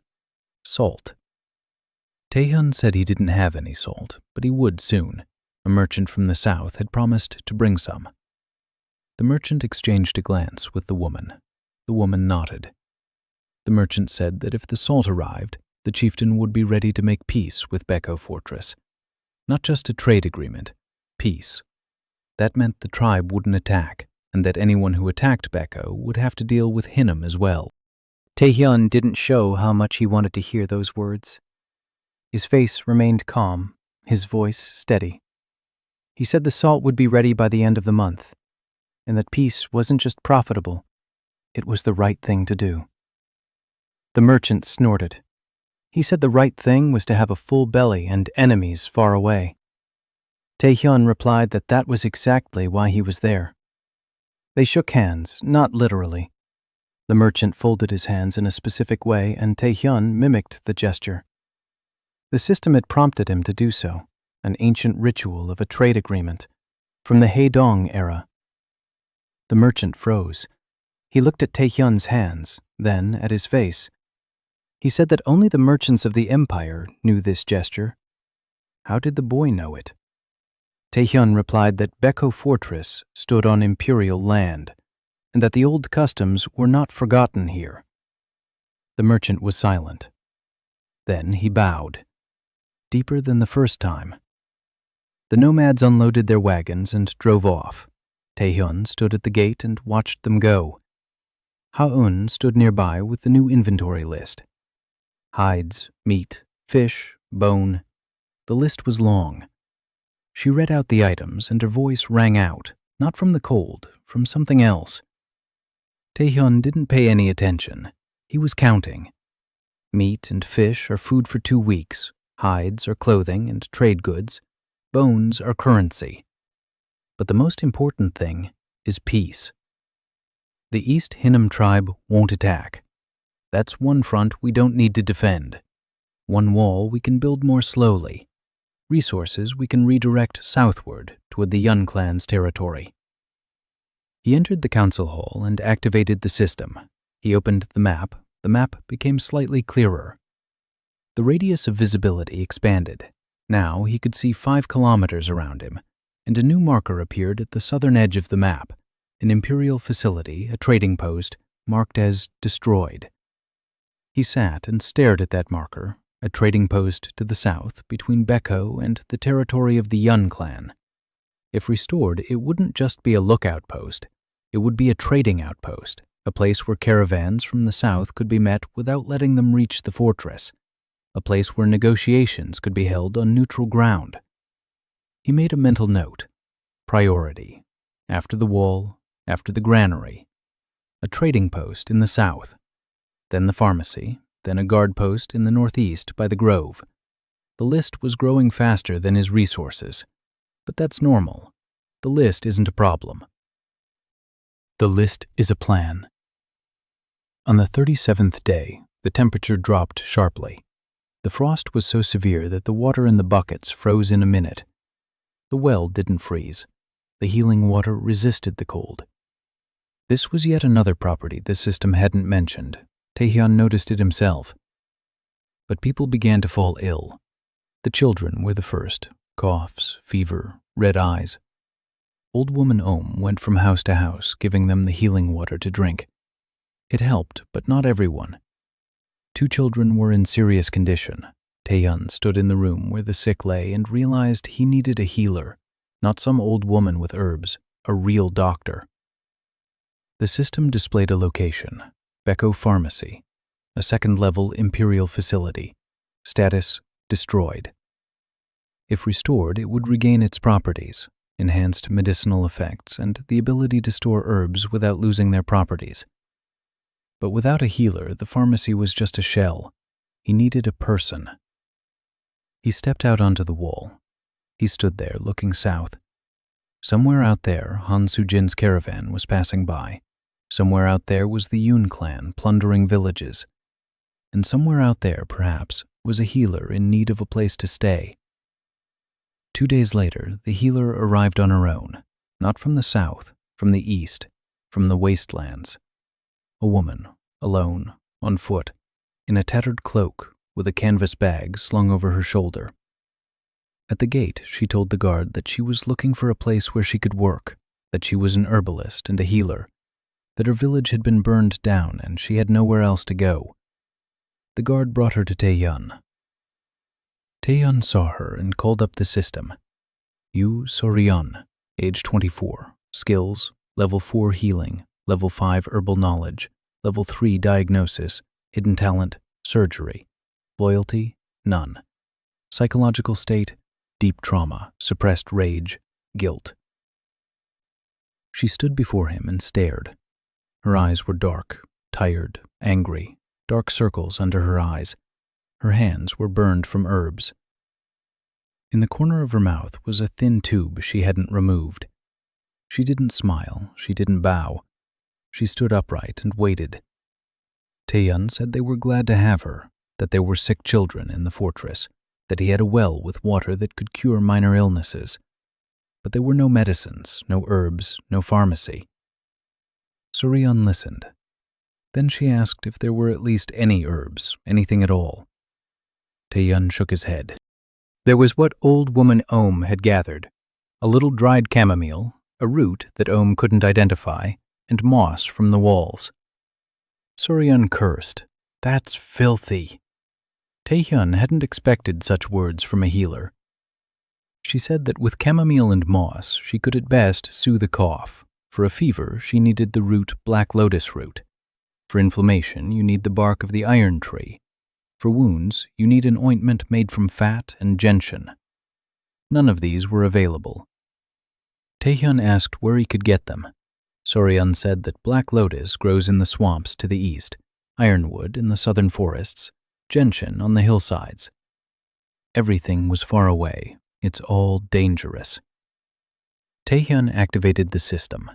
He opened a section called Haedong Logistics. He entered a query. Medicinal plants, Beko District. The system produced a diagram, a map marking the locations where the needed herbs grew. Black lotus, 8 kilometers to the east. On the 40th day, Soo-jin returned, not in 10 days as she'd promised, but in 13. Still, she was back. The caravan had grown, no longer 3 carts, but 5. New people accompanied her, sturdy cart drivers from the south, 2 guards with short swords, and a boy of about 10 who was running alongside the first cart, shouting that he could see the fortress. Taehyun went out to the gate. Soo-jin jumped down from the cart. She was smiling, a big one. She said she'd brought everything: iron, 25 strips, salt, 4 sacks, seeds, 3 kinds of grain, and 2 kinds of vegetables, and something from herself personally. She pulled the bundle from under the seat. She unwrapped it. Inside was a piece of fabric, thin, from the south, bright blue. She said it was a gift for the fortress. Let there at least be something beautiful in this dump. Taehyun took the cloth. He looked at it, then at Sujin. He said thank you. She waved her hand. She said that thank you was nice, but you couldn't sell thank you. He'd better tell her what he had for her. Taehyun led her into the council hall. He showed the hides from Hinnom, horsebone, knives from John's forge. Sujin examined the goods professionally. She felt the hides. She weighed the bone in her palm. She ran her finger along the knife's blade and whistled. She said the knife was very good. In the South, they'd pay 3 times as much for one like that as for an ordinary one. She sat down and began to calculate, out loud, quickly. The numbers flew by like arrows. Shipping costs, markup for travel risk, the margin in the southern market, the margin in the northern market, the optimal shipment volume. Taehyun listened and, for the first time in a long while, felt as though he were speaking his own language. Not the language of swords and clans, but the language of numbers and profit margins. They talked for 3 hours. By the end of the conversation, they had a plan. Sujin would become a permanent trading partner of the Echo. She would travel south and bring back whatever the fortress needed. She would take whatever the fortress produced. The route would be every 20 days. Her commission would be 10% of each transaction. Sujin had bargained for 15. Taehyun offered 12 plus free lodging at the fortress between trips. Hot water, hot meals, safety. Sujin thought about it for 5 seconds. Then she held out her hand. Taehyun shook it. She said he should have been born a merchant instead of a lord. Taehyun replied that he was born a merchant, just in a different place. Sujin didn't understand, but she laughed. That evening, Taehyun sat with Haun poring over the new figures. Iron from Sujin, plus iron from trade with Hyungnam, plus what Jung forged every day. He calculated and recalculated. In a month, if everything went according to plan, he'd have enough forged goods for a second shipment to the south. The profit could be used to buy grain. Grain is food. Food is people. People are working hands. Working hands are the wall and the forge and everything else. A cycle, a closed loop, self-sustaining. Like a business model. He smiled. Haun noticed. She asked why he was smiling. Taehyun said he simply hadn't felt at home in a long time. Haun silently returned to her records, but her brush froze for a second above the parchment. On the 42nd day, Taehyun set about the task he'd been putting off, the tribute to the So clan, due in 3 weeks. 100 sacks of grain and 20 units of iron. He convened a small council. Haun, Kwon, Sujin, who hadn't left yet. He laid the figures out before them. There are currently 60 sacks of grain at the fortress, but 30 are needed for food. That leaves 30 available. We need 100. There's a shortfall of 70 sacks. Iron. Jung can forge 20 units in 3 weeks. That'll be cutting it close if there are no interruptions in the coal supply. The problem is the grain. Where to get 70 sacks in 3 weeks? Sujin said she could buy some in the south, but she needs an advance payment, or goods for barter. Beko had neither in sufficient quantities. Taehyun turned to Kwon. He asked what the So clan expected in his next report. Kwon swallowed hard. He said they expected the fortress to fall, that the lord had surrendered, that the tribute would not be paid, and they could send a collector. Taehyun nodded. He said that was exactly what Kwon would report. The fortress was on its last legs. The lord is ill. The residents are fleeing. There's nothing with which to pay the tribute. Let the So clan relax. Let them not rush to send the collector. We'll give them the illusion of control. Kwon nodded. He had already grown accustomed to this game. His reports had become part of Taehyun's strategy. Every word was carefully crafted. Every figure was a lie, just enough to sound plausible. Taehyun turned to Haun. He said he needed a complete map of resources within a 10-kilometer radius, everything that could be gathered, sold, or traded. Hao nodded and went to work. Sujin lingered. She said there was another option. 3 days' journey to the southwest lay the city of Hanchu, a free city. It belonged to no clan. There was a large market there. Prices were lower than those of the Yun clan, and there was a moneylender who lent grain against the future harvest as collateral. Taehyun asked what the interest rate was. Sujin said 30%. Taehyun closed his eyes. 30%. That's robbery. But the alternative was losing the fortress. He opened his eyes and said he'd think it over. He thought about it until morning. He summoned the system. He opened the Haedong logistics section. He entered a query. Spring harvest, Baekho district. The system returned the data. The soil around the fortress was average, but to the south, beyond the hills, there was a plot that had been an imperial field during the Haedong era. The soil there was deep and fertile. The system can restore the field to imperial standards, feature accelerated growth. The harvest will be twice as large as usual. If planted by early spring, there will be a harvest by summer, a large one, enough to feed the fortress and pay off the debt. But seeds are needed. Sujin brought seeds, 3 types of grain. That's not enough. We need more, and we need labor to prepare the field, 10 people for 2 weeks.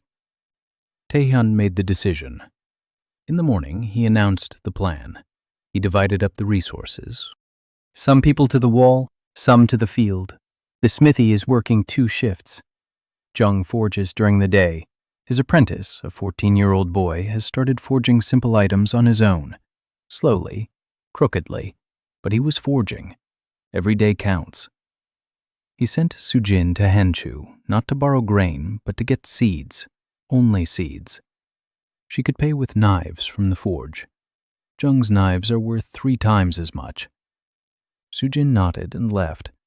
The tribute problem remained, 70 sacks of grain. Taehyun thought about it for 2 days. On the 3rd day, he found a solution. Not an honest one, not a pretty one, but an effective one. He called for Kwon. He told him to convey the following to the So clan.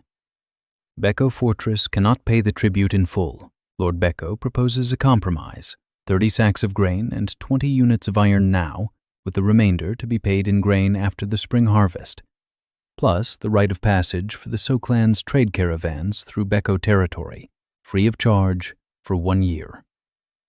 Kwon asked why the So clan needed trade caravans to pass through Baekho. Taehyun explained. The So clan trades with the east. Currently, their caravans take the long route through the southern lands. Day 55. Spring began not with warmth, but with mud. The snow was melting and turning the steppe into a swamp. The walls that Moon had been building all winter stood firm. The lime mortar held better than clay. Old woman Ohm had been right. Taehyun stood on the eastern wall and looked south. There, beyond the hills, lay the imperial field that the system had promised to restore. It was time to start plowing. He climbed down and gathered a crew, 15 people, men and women. With them was Moon, who knew the land, and Soryeon, who gathered herbs along the way.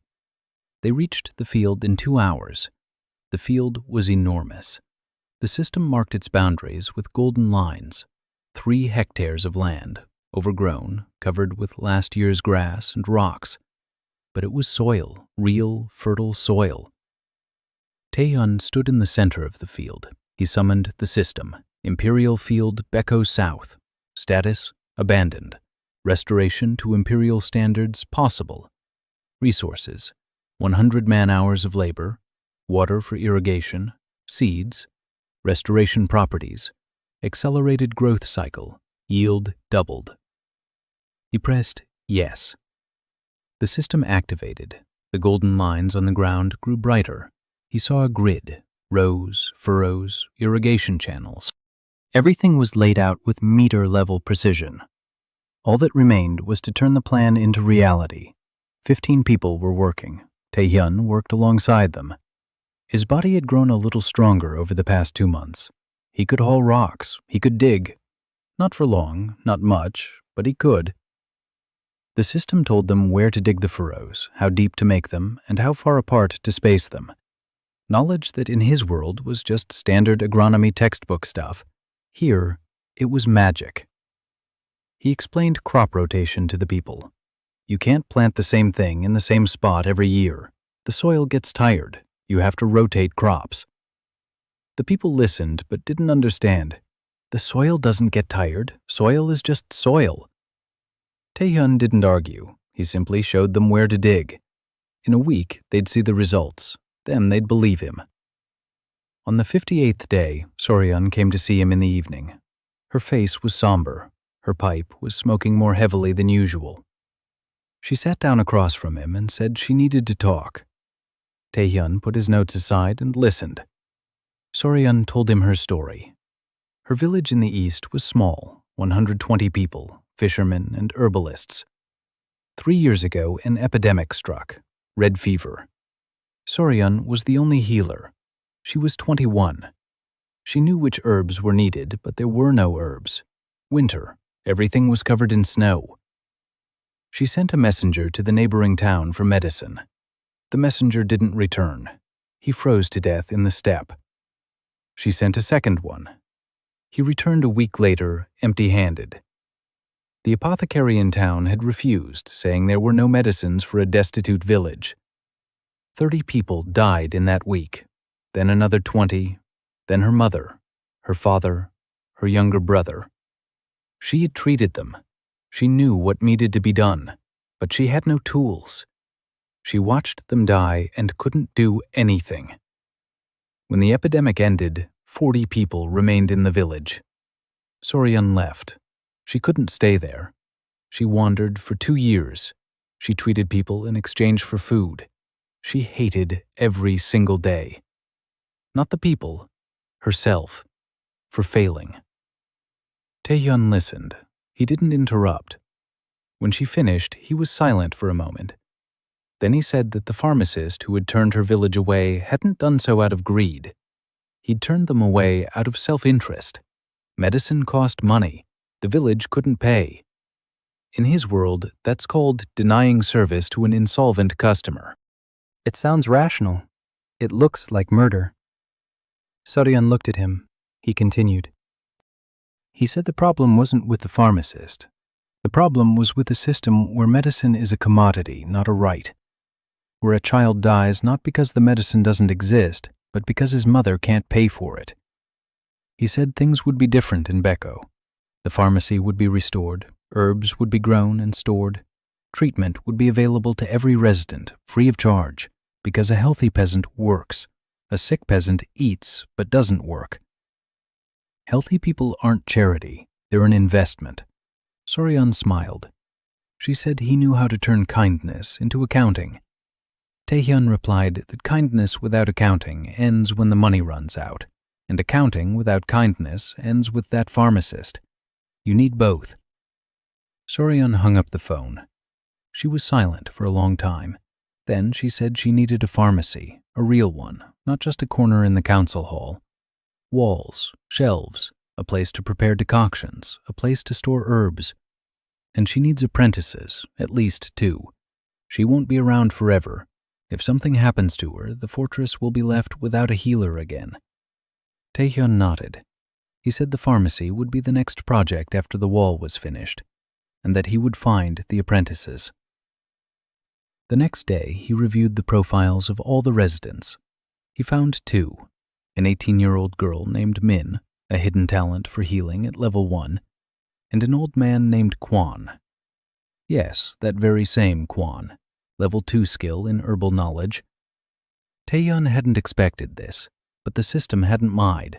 Kwon knew herbs better than he let on. Taehyun spoke with both of them. Min agreed right away. Kwon was silent for a long time. Then he said that his wife had been an herbalist. She died 10 years ago. He remembers what she knew, but he'd never used it.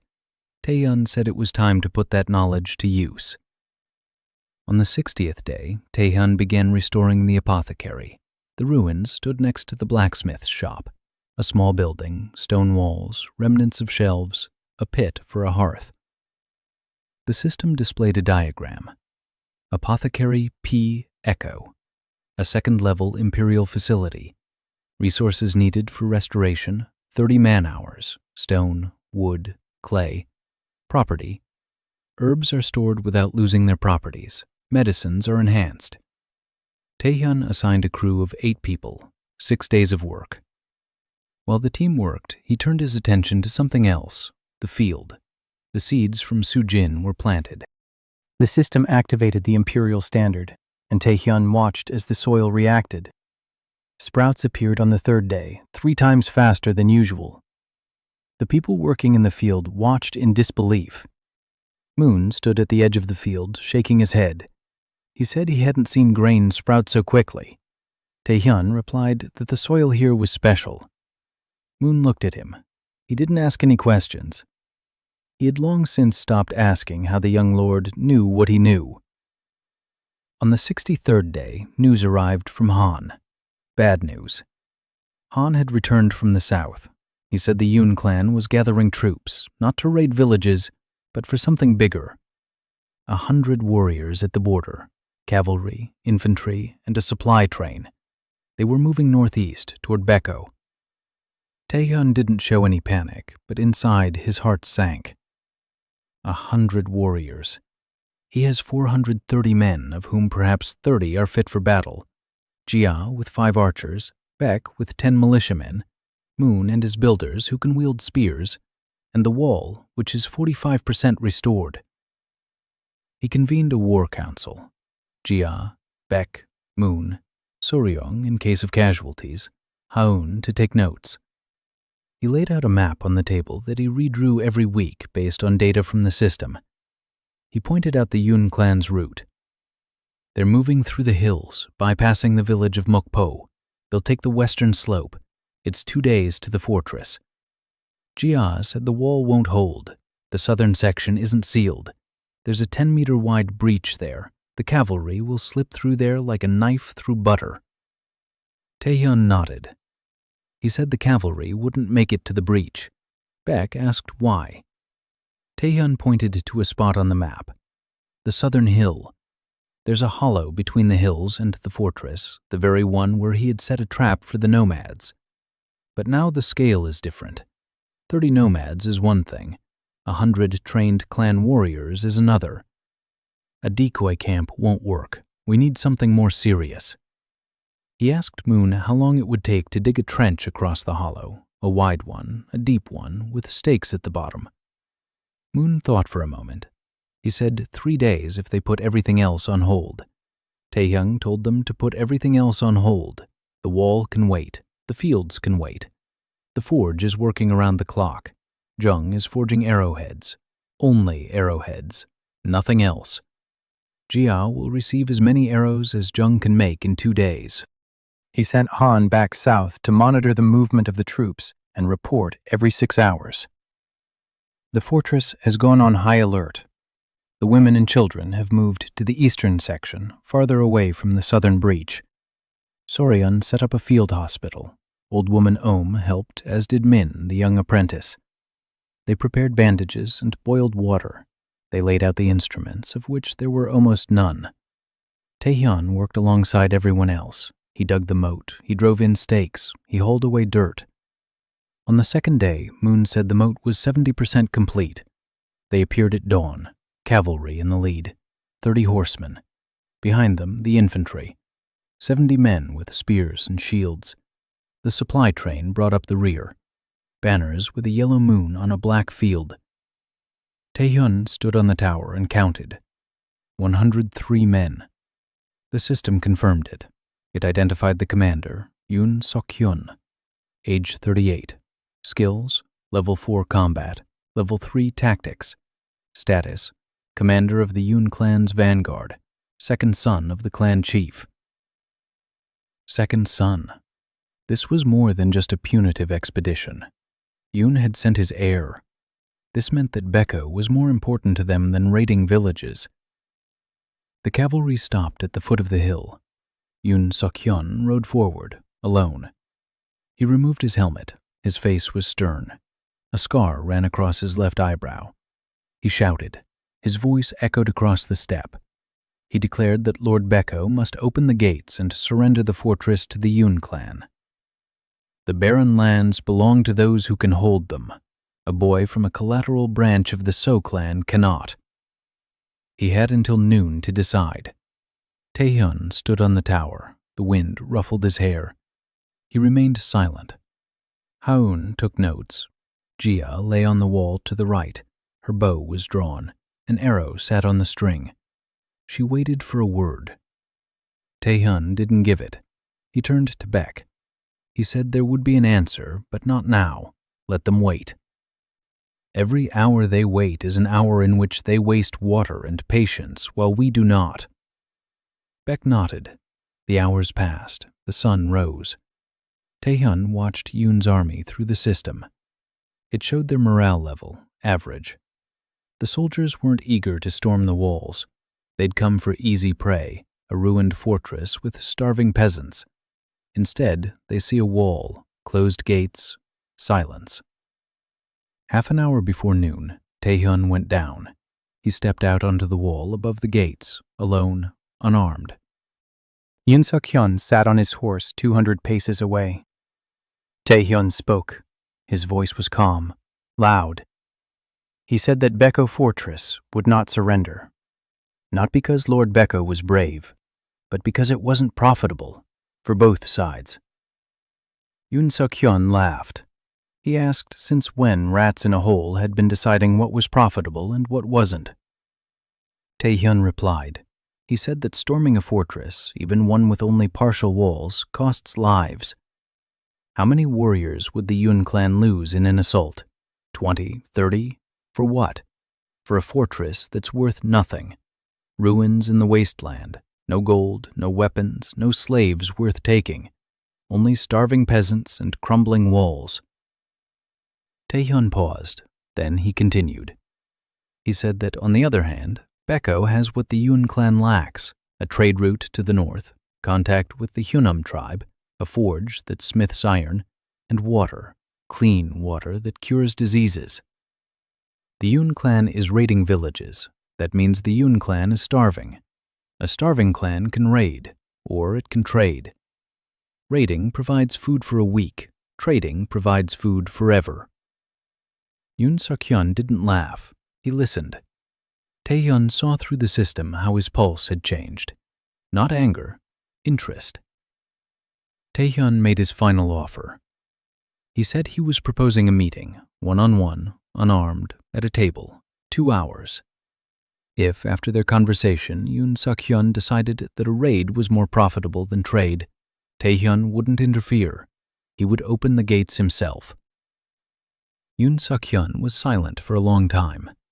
The horse shifted its hooves. Then he dismounted. He drew his sword. He threw it to the ground. He walked toward the gate, alone. Taehyun came down. He opened the gate. Baek whispered that this was madness. Jia held an arrow on her bowstring. Moon stood behind the gate with a hammer. Taehyun stepped out to meet Yoon Suk-hyun. They stood 5 steps apart. Through the system, Taehyun could see every muscle in this man's body. 4th-level combat skill. With a single blow, without a sword, just his fist. Taehyun didn't flinch. Not because he was brave, because he knew. Yoon Suk-hyun hadn't come to kill. He'd come to understand. Taehyun invited him into the council chamber. He set the table, water from the well, fresh bread, meat from Hyunam. Not a luxury, but enough to show that the fortress wasn't starving. Yoon Suk-hyun sat down. He tasted the water. He froze. He looked at the cup, then at Taehyun. He said the water was unusual. Taehyun nodded. He said the well was old, imperial. Seoryeon appeared in the doorway. Taehyun hadn't called for her. She came on her own. She stood by the wall. She folded her arms. She looked at Yoon Suk-hyun the way one looks at an illness that needs to be cured. Yoon Suk-hyun noticed her. Then he noticed the smithy through the window, then a wall that didn't look like ruins. The 70th day. 2 months and 10 days. Taehyun sat in the council chamber and stared at the wall. A map hung on the wall. Not that rough charcoal sketch he'd drawn during the first week, a real map. Haun had redrawn it onto the cloth that Sujin had brought. Taehyun added details every day: Baekho Fortress in the center, a guard post in the northeast near the grove, a trading post in the south, the Imperial Field, the route to East Hinnom, Sujin's route to the south, the location of the Yoon clan, the caravan routes. It wasn't a map, it was a business model. He could see the flows on it: resources from the south via Sujin, hides and meat from north of Hyunam, ore from southwest of Yoon, finished goods from the Jeon Forge, grain from the Imperial Fields by summer. Each flow had a direction, a price, and a point where one flow intersected with another. Baekho stood at that intersection, like a hub, like a transit hub. Exactly what he had planned from day one. Only now was it working. He stood up and set out to walk around the fortress. He did this every morning. The route never changed. The wall, the blacksmith shop, the apothecary, the well, the granary, the field, the gate. The wall was 55% complete. The southern section was completely closed off following the threat from Yoon. The western section was half finished. The northern and eastern sections were lagging behind. Moon worked methodically, 2 rows of stones every day, no days off. Taehyun approached him. Moon stood there, looking at the masonry. 20 people were working nearby. The crew had grown. Taehyun summoned the system and looked at Moon. Loyalty? High. It had gone from neutral to high in 2 months. Moon didn't say a word, but he laid stones every day. That spoke louder than words. Taehyun asked how his back was. Moon said it hurt. It always hurt. Taehyun nodded. He said he'd ask Soryeon to make some ointment for his back, and that when the blacksmith shop was free for a day, Jung would forge him a proper pickaxe, not that rusty stick he was working with. Moon looked at him. He nodded. He went back to work. Taehyun walked on. The smithy. Jung was working. A young apprentice named Ho stood by the bellows. In 2 months, Ho had grown. Not physically. His blacksmithing skill, according to the system, had risen from 1 to 2. He was already forging nails on his own, not perfect, but even. Jung didn't praise him, but he gave him increasingly difficult tasks. That was his way of praising him. Taehyun approached Jung. The old blacksmith set down his hammer, wiped the sweat from his brow. He said that the ore from Yoon had arrived yesterday, the first batch, 5 sacks, good ore, pure. It would yield better iron than that rusty junk they'd smelted before. Taehyun asked how many finished items Jung could make in 10 days. Jung thought for a moment. He said 30 knives, or 20 spearheads, or 10 swords, not all at once. Taehyun said 10 knives, 10 spearheads, and 5 swords. Jung nodded. Then he said he wanted to try something. The Imperial Anvil, an Imperial Forge. If he used the best ore and forged it using the old method his master had shown him 40 years ago, he might be able to create a special blade. Taehyun looked at him. The system flashed. Jung's blacksmithing skill, level 2, hidden potential, masterful. Activation condition, an Imperial Forge plus high-quality ore plus the master's inspiration. Taehyun told him to give it a try. Jung nodded. His eyes looked different, alive. Taehyun moved on, the apothecary. Soryeon was sitting at a table sorting through herbs. Min stood nearby taking notes. Kwon was in the corner, grinding something in a mortar. The apothecary had been restored a week ago. A small building, stone walls, wooden shelves. Pots of herbs lined the shelves. Each was labeled. Soryeon had gotten everything in order in 3 days. The system revealed its properties. Herbs can be stored for up to 6 months without losing their properties. Decoctions see a 20% increase in potency. Soryeon didn't know about the system's bonus, but she noticed that her decoctions were more potent than before. She attributed it to the quality of the well water. Taehyun didn't correct her. Soryeon looked up when he entered. She said she needed more pots, cloth for bandages, and oil for ointments. Taeyeon jotted it down: pots, cloth, oil. He added them to the list for Sujin. Soryeon went back to work. Then she paused. She said she wanted to ask him something. Taeyeon sat down. She asked if he was sick. Taeyeon didn't understand. She explained. He was pale. He had dark circles under his eyes. His hands shook in the evenings. He slept only 3 hours a day. He ate very little. She was a doctor. She could tell. Taeyeon was silent for a moment. Then he said he wasn't sick. He just had a lot of work. Soryeon stood up. She walked over to him. She took his wrist. She checked his pulse, silently. Then she let go. She said that if he died of exhaustion, the fortress would fall a week after him, that he had no right to treat himself this way, not for his own sake, for the sake of the 430 people who depend on him. Taeyeon looked at her. Soryeon looked back at him. Her eyes were dark, angry, not at him, at the situation, at a world where a 29-year-old man trapped in the body of a 17-year-old boy hadn't slept for 3 nights because if he fell asleep, who would count the sacks of grain and mark out the furrows in the field? Taeyeon said she was right, that he would get more sleep. Soryeon snorted. She said she didn't believe him, but she'd give him a sleeping potion, compulsory, 8 hours, no exceptions.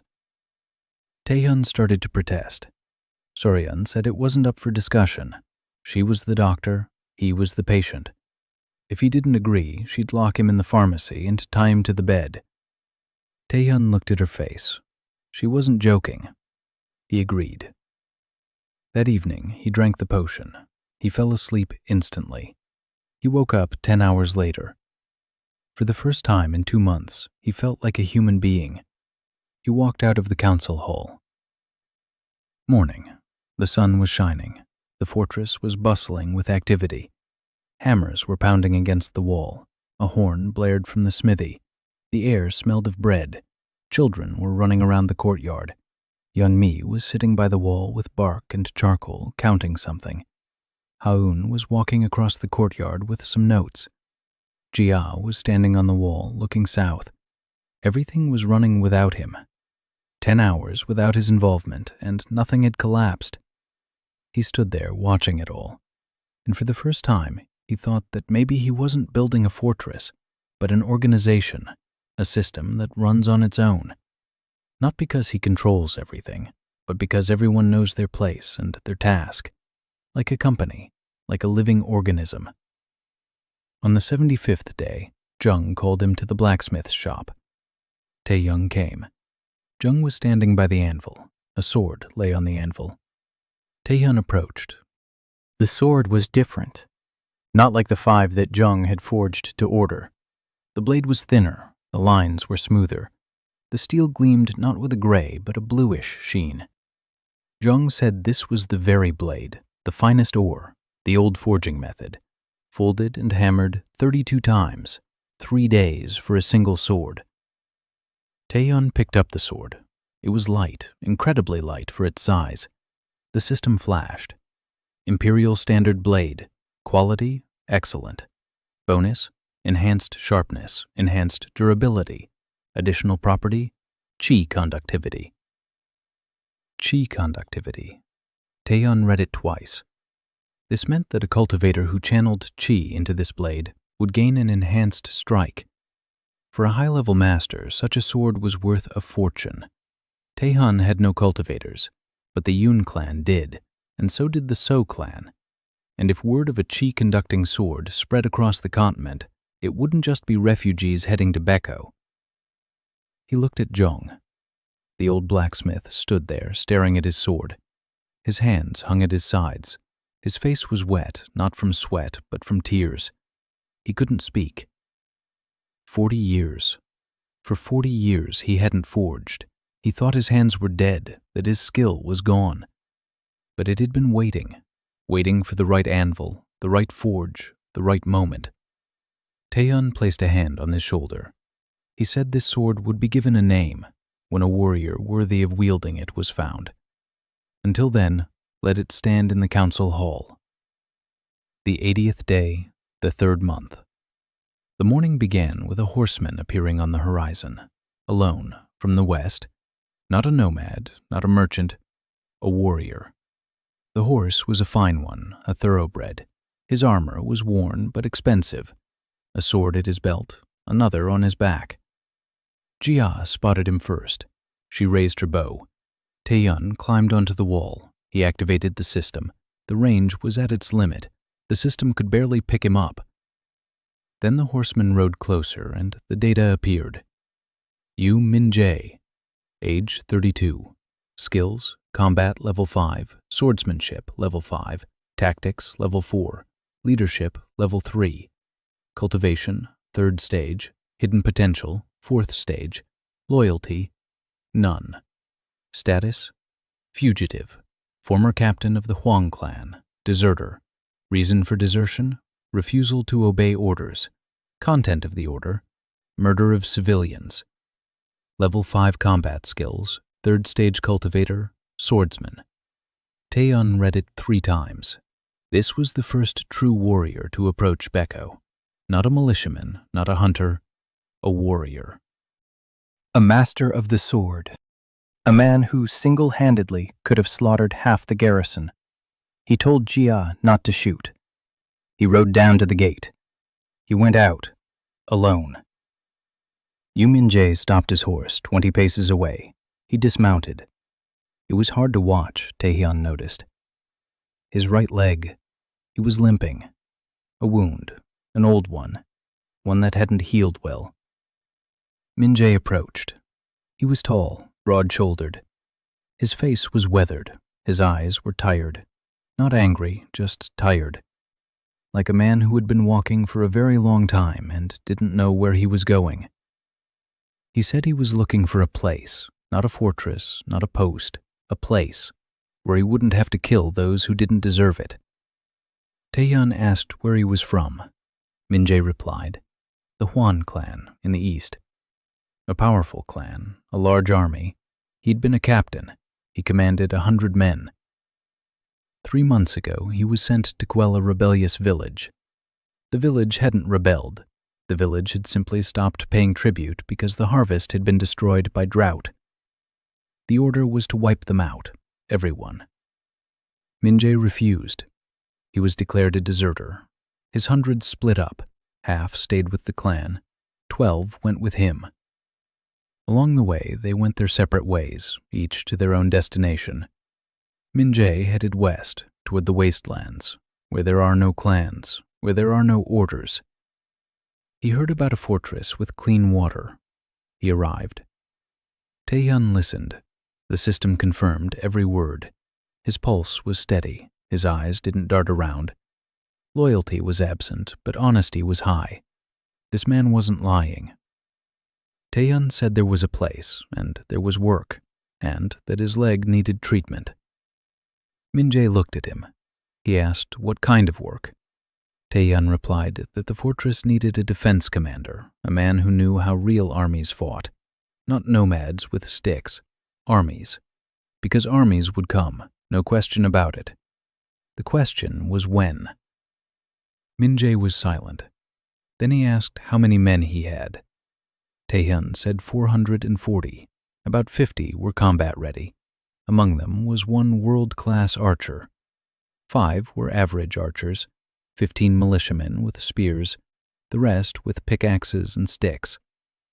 Min-jae snorted. He said that wasn't an army. It was a funeral procession. Taeyun replied that that was exactly why he needed a captain. Min-jae thought for a moment. Then he said he wanted to see for himself. Taeyun led him through the fortress. He showed him the wall, the blacksmith shop, the infirmary, the archers in training, and the moat on the southern approach. Min-jae watched with a professional eye. He assessed the weak points. He assessed the strong points. He stopped by the wall. He touched the masonry. He said the wall was good, excellent for peasant labor, but narrow. 2 people couldn't pass each other on it. There were no towers. Firing positions were limited. There was only 1 moat. 3 were needed. And the gate. The gate was good, but there was only 1. A backup exit was needed. Taeyun took it all in. Every observation was spot on. This man had seen dozens of fortresses. He'd captured them and defended them. He knew what worked and what didn't. Then Min-jae looked at the archers. Jia was shooting 3 arrows in 4 seconds, all right in the bullseye. Myung-jae whistled. He said he hadn't seen shooting like that in a long time. He asked who she was. Taehyun answered, the daughter of the former commandant. Myung-jae nodded. He said he understood. Skills like that don't come out of nowhere. They come from blood. Then he looked at Taehyun. He asked about him, combat skills. Taehyun answered honestly, 0. Min-jae raised an eyebrow. He asked how a lord with no combat skills had survived 3 months in the wasteland. Taehyun replied that it wasn't with a sword, it was with his head. Min-jae looked at him for a long time. Then he said he'd seen many commanders. Some were great swordsmen, some were great tacticians, but none had excelled at both. The best commanders he knew were those who understood their weaknesses and compensated for them with the strength of others. Taehyun asked if that was a compliment. Min-jae said it was an observation. Suryeon examined his leg that evening. An old wound. An arrow had entered his thigh and grazed a tendon. It had healed poorly. The inflammation was chronic. Suryeon cursed. She said it needed to be cut open and cleaned out. It would be painful. It would take a long time. Min-jae nodded. He told her to go ahead. Suryeon worked for 2 hours. Min-jae didn't scream. He clenched his teeth. Sweat trickled down his face. But he didn't scream. Suryeon rinsed the wound with water from the well. She applied ointment. She bandaged it. She said that in a week he'd be walking normally. In 2 weeks, he'd be running again. Min-jae looked at her. He said that in 3 months of wandering, not a single doctor had agreed to treat his leg. Some said it was hopeless. Others wanted money he didn't have. Suryeon replied that she didn't take money. She took obedience. He would come for a dressing change every day. If he missed even 1 appointment, she would personally track him down and force him to get his bandages changed. Min-jae smiled. It was the first time all day. The next morning, Min-jae went out to the training ground, limping, with a single sword. He gathered all the militiamen, 15 men in all. He looked at them. They were standing unevenly. They held their spears like sticks. Their feet were positioned incorrectly. Their shoulders were tense. Min-jae didn't yell. He stood in front of them. He demonstrated a stance, just one. Feet shoulder-width apart, knees slightly bent, weight on the back leg, spear at the hip, tip pointing forward. Simple. Basic.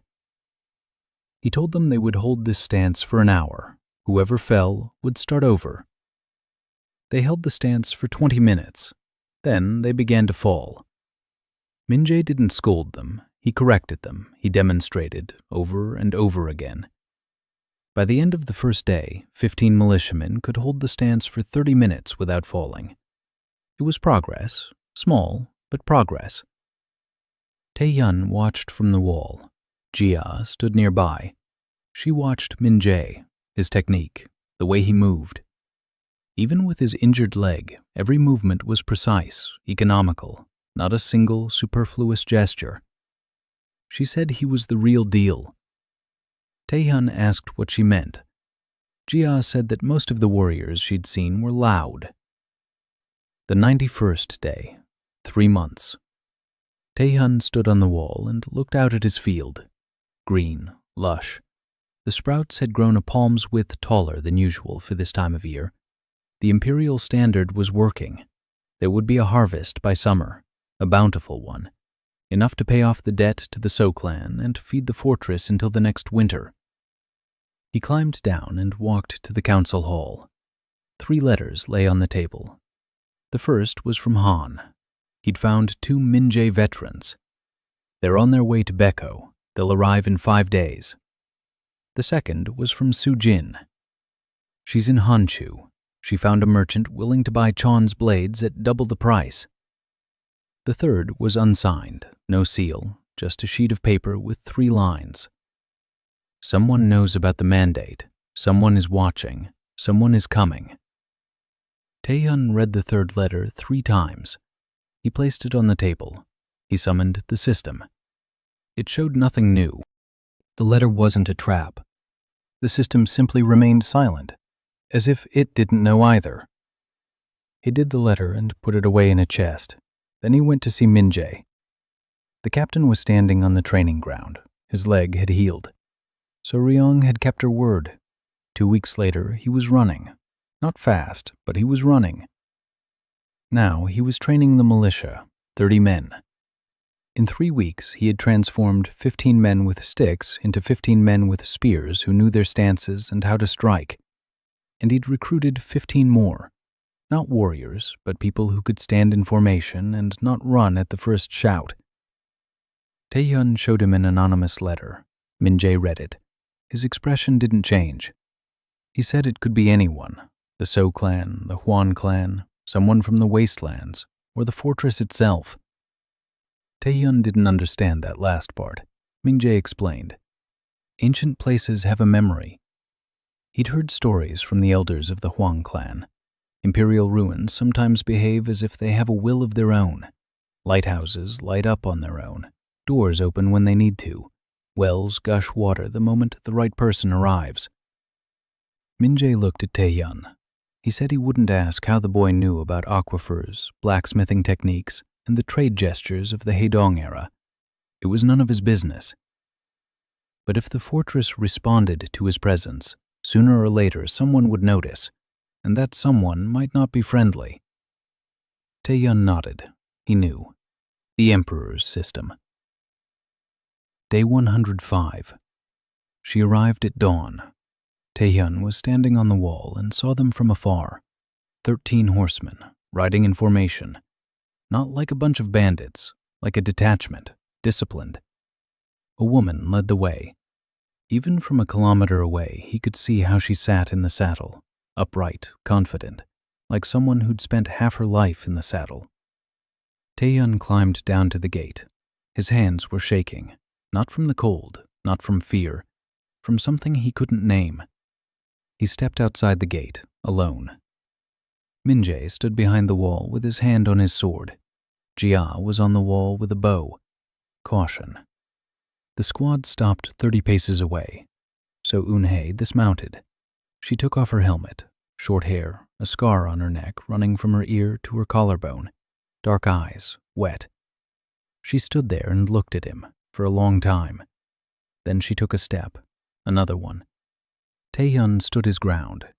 He saw her through the system. So Eun-hae, age 26, skills, combat level 4, swordsmanship level 4, reconnaissance level 3, leadership level 4, second stage cultivation, loyalty. Absolute. To whom? To So Taehyun.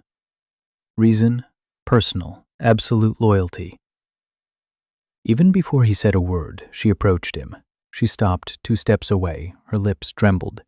She tried to say something. She couldn't. Taehyun took a step forward. He hugged her. He just hugged her. She was taller than him, broader in the shoulders, in full armor.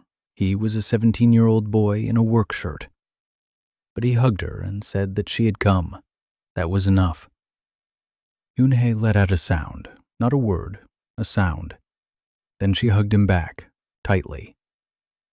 Her armor dug into his ribs. He didn't move. They stood like that for 30 seconds. Then Eun-hae pulled away. She wiped her face with the back of her glove. Her eyes hardened. She turned to her squad and ordered them to dismount. 12 men. Taehyun summoned a grove for each of them. Combat levels ranging from 2 to 4. All veterans, all former members of the So clan. All had left with Eun-hae after the expulsion. This was more than just reinforcements. It was an army, small but real. 19 professional warriors, counting Min-jae's men, plus Jia, plus 30 militiamen. Against 8,000, it's still nothing. But with 19 veterans, you can develop tactics. You can't do that with peasants. Eun-hae spent the day inspecting the fortress, silently, professionally, just like Min-jae, but in a different way. Ming-jae looked at the defenses, Yoon-hae looked at the people. She saw how Jung forged, how Young Mi counted, how Soryeon treated the wounded, how Ha-eun took notes. That evening, she sat down in front of Taehyun. She said she didn't recognize him. Taehyun didn't answer. She continued. The boy she remembered was quiet, timid. He cried when his mother was taken away. He couldn't bring himself to look adults in the eye. The man sitting before her had built a place out of the ruins where 500 people live and work, where a blacksmith forges blades that are second to none, where a healer cures children, where an archer never misses a shot, where the former captain of the Hwan clan teaches the peasants to maintain discipline. This isn't that boy. Taehyun remained silent. Then he said the boy had grown up. Yoon-hae looked at him. She didn't believe it, but she accepted it. Then she started talking about something else, about Taehyun's mother, about how she was executed.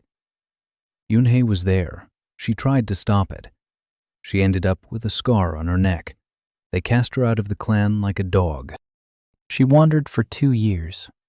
She gathered around her those from the clan who were dissatisfied, former guards, junior officers, people whom Seo-jae-gun had passed over or wronged.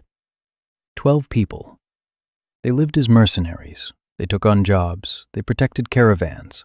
Sometimes they robbed those they had no pity for. 2 years without a home, without a goal except one, to find Taehyun, dead or alive. She found him alive. And not just alive. Taehyun listened. Inside him, a conversation was taking place that he couldn't voice aloud. He wasn't that boy. He was the analyst from Seoul who had died on the bridge. The body of a boy, the memory of a man. The boy was sleeping somewhere inside, perhaps. The system said that the real So Taehyun hadn't died but was sleeping. Sooner or late, he would wake up. And then there would be a difficult conversation. But not now. Right now, there was a fortress to defend. He told Yoon-hae about the So clan's expedition, everything. 8,000 in the fall, clearing the wastelands. Yoon-hae listened, her face stony. Then she said she knew something about Seo-jae-gun's plan. She knew it from the inside. Among her 12, there were people who had served at the clan's headquarters.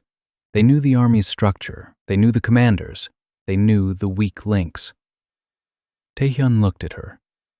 The economic intelligence gathered from the caravans was good. The military intelligence provided by former So clan officers was invaluable. He said there would be a military council meeting tomorrow morning. Her, Min-jae, Jia, Baek, and him. Yoon-hae nodded. She stood up. She stopped at the door. She said she wouldn't give him away again, not to the So clan, not to anyone else. Taehyun replied that he had no intention of giving himself away. 4 months flew by in a flash. The 120th day, the 150th, the 180th. Every day was scheduled down to the minute, every hour. Taehyun worked harder than he ever had, even at the corporation. The wall was 80% complete. The southern and eastern sections were fully enclosed. The northern section was at 70%, the western section at 60%. Moon built without stopping. His 40-man crew laid stones every day, rain, heat, wind, every day. The inner wall was 90% complete, a semicircle around the central buildings, thicker than the outer wall, lower but thicker. Min-jae personally marked out the embrasures and positions for the archers. The guard post in the northeast has been restored. The system has confirmed it. Imperial standard. Feature: long-range visibility. From the post, visibility extends 20 kilometers on a clear day. The trading post in the south has been restored. Feature: accelerated trade. Any transaction concluded at the outpost grants a price bonus. Taehyun found 2 more imperial structures, a signal tower 5 kilometers to the west, restored. Property: the tower's light is visible 30 kilometers away at night, and a small fort 3 kilometers south on a hill, restored. Property. Fortification. The fort's walls repair themselves when they sustain minor damage. 4 outposts around Beko, northeast, south, west, southeast, each with a garrison of 5 to 10 men, each communicating via signal fires. A system devised by Taehyun and brought to operational readiness by Ha-un. 3 colors of fire: red, the enemy is approaching; blue, help needed; green, all clear. Simple, reliable. It worked day and night. Jung's blacksmith shop operated in 3 shifts. Chon himself, his apprentice Ho, who would become a second-level blacksmith in just 6 months, and a new apprentice from among the refugees. Chon forged 4 blades to imperial standards. Each one conducted chi. One was carried by Min-jae, one by Eun-hae, one by Chae Dong-uk. The 4th hung in the council hall, for whoever might come. Jia kept her promise. 50 archers.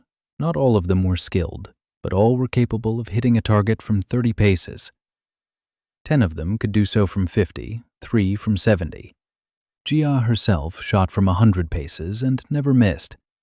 Her arrows, tipped with Chon's steel, pierced light armor. Soryeon turned the first aid station into a full-fledged infirmary. Osan became her right-hand man. Min, the apprentice, had grown into an independent healer. Kwon knew every herb within a 20-kilometer radius. Supplies of bandages, ointments, decoctions, enough for 200 wounded. Not enough, but better than nothing. The harvest from the imperial fields exceeded expectations, twice the usual amount. Taehyun settled his debt to the So clan. 100 sacks of grain were sent with Sujin's caravan. The receipt was received. The debt is settled. The rite of passage is in effect. The So clan's caravans passed through Beko once every 2 weeks. Taehyun knew every shipment, every caravan leader, every route. The So clan's economic map lay on his desk, complete and detailed. The fortress's population was 1,200, not 500, 1,200. People were coming, refugees, peasants, artisans, families who had heard there was a place where children didn't get sick and adults worked and ate. Some had been walking for a week, some for a month. They arrived and stayed. Taehyun welcomed each one. He assigned them tasks. He taught them. He gave them a place to stay. Among the 1,200, there were already 80 combat-ready men, 30 of Min-jae's militiamen, 12 of Eun-hae's veterans, 4 of Min-jae's veterans, Min-jae himself, Eun-hae, Jia, Baek, and 20 new men who had come as refugees but turned out to be former soldiers from various clans, people whom the war had cast aside. Taehyun took them in and put them to work. Ally supplies. Taehyun worked on this personally. The Hinnom East tribe became a full-fledged trading partner, a caravan every 10 days. The tribe's chief sent his youngest son to live in Beko, to study. It was a sign of trust. Taehyun took the boy in. He settled him in with Yeon-mi. They worked it out together. The Yun clan. The trial period was over. Yoon Suk-hyun arrived in person. He inspected the results. Forged items made from Yun ore were selling for triple the price at the Hanju market. Profits were split 50-50. Yoon Suk-hyun signed a permanent agreement, not a trade agreement, a military alliance. Not a full-fledged one, a limited one. In the event of an attack on Beko, the Yun clan was obligated to send a detachment of 50 warriors, not an army, but 50. Taehyun signed a reciprocal obligation. In the event of an attack on the Yun clan, Beko would send blacksmith's goods and healing water. Kim Na-yeon arrived as part of this agreement, the 20-year-old daughter of the head of the Yun clan, a hostage of peace. That's what it was called. Taehyun met her at the gate. She had expected a cold cellar and shackles. Instead, she was given a private room, an invitation to dinner, and asked what she knew how to do and what she wanted to do. Na-yeon stood there, unable to answer. All her life, she had been taught to be beautiful. Music, calligraphy, etiquette. Nothing useful. That's what she'd always been told. Taehyun said there were 40 children in the fortress. They couldn't read, they couldn't write, they didn't know history, they didn't know music. He needed someone to establish a school. Na-yeon could do that. Her useless skills with a foundation of civilization. Na-yeon looked at him. Then she began to cry, quietly, with her face turned away. And she wiped her eyes. She said she'd start tomorrow. Tomorrow she opened a school in the restored library. 10 children on the first day, 20 on the second. By the end of the week, there were 40 in total, and 5 adults who had never known how to read. On the 200th day, Taeyeon stood on the tower and looked west. There, beyond the horizon, the So clan's army was advancing, 3,000 strong. Eunhae's scouts reported every day. The army moved slowly. It was sweeping through villages along the way, burning encampments, killing those who didn't flee. A classic mop-up operation, methodical, brutal, effective. It was a 10-day march to Baekho. Taeyeon convened a grand council, all the key figures, Min-jae, Eunhae, Ji-ae, Baek, Moon, Jung, So-ryong, Ha-eun, Soo-jin, Na-yeon, Yeonmi, Kwon, Han. 20 people gathered around a single table. Taeyeon spread out a map, a new one, a large one, on fabric, with every outpost, every road, every hill. He began to speak. Taeyeon's plan consisted of 4 parts. He explained calmly, without fanfare, like a project manager at the final briefing before a deadline. Part 1. Delaying Tactics. Eunhae takes her squad of 12 veterans and marches out to meet So's army. Do not attack, delay them. Night raids, sabotaging the supply train, poisoning the wells along the way. False trails to lead the vanguard astray. Every day of delay is a day for Baekho. Part 2. Evacuation. Civilians head east to the restored outposts, children, the elderly, the sick, those who cannot fight. Na-yeon leads them. With her are Osan, who provides medical care, and Kwon, who handles logistics. Food supplies have been distributed among the outposts in advance. Water from the well is stored in barrels. Part 3. Defense. Baekho holds the line with those who remain. Min-jae commands the wall. His veterans serve as a mobile reserve. Ji-ae is stationed on the walls and the tower with 50 archers. Baek is at the gates with the militia. Moon is leading a construction crew to make repairs. During the battle, the wall will be damaged. Moon will repair it right under the archers' arrows. Soryeon is with Min in the infirmary inside the second wall. Part 4. Diplomacy. Soo-jin rides out to meet the So army, not with a sword, with numbers.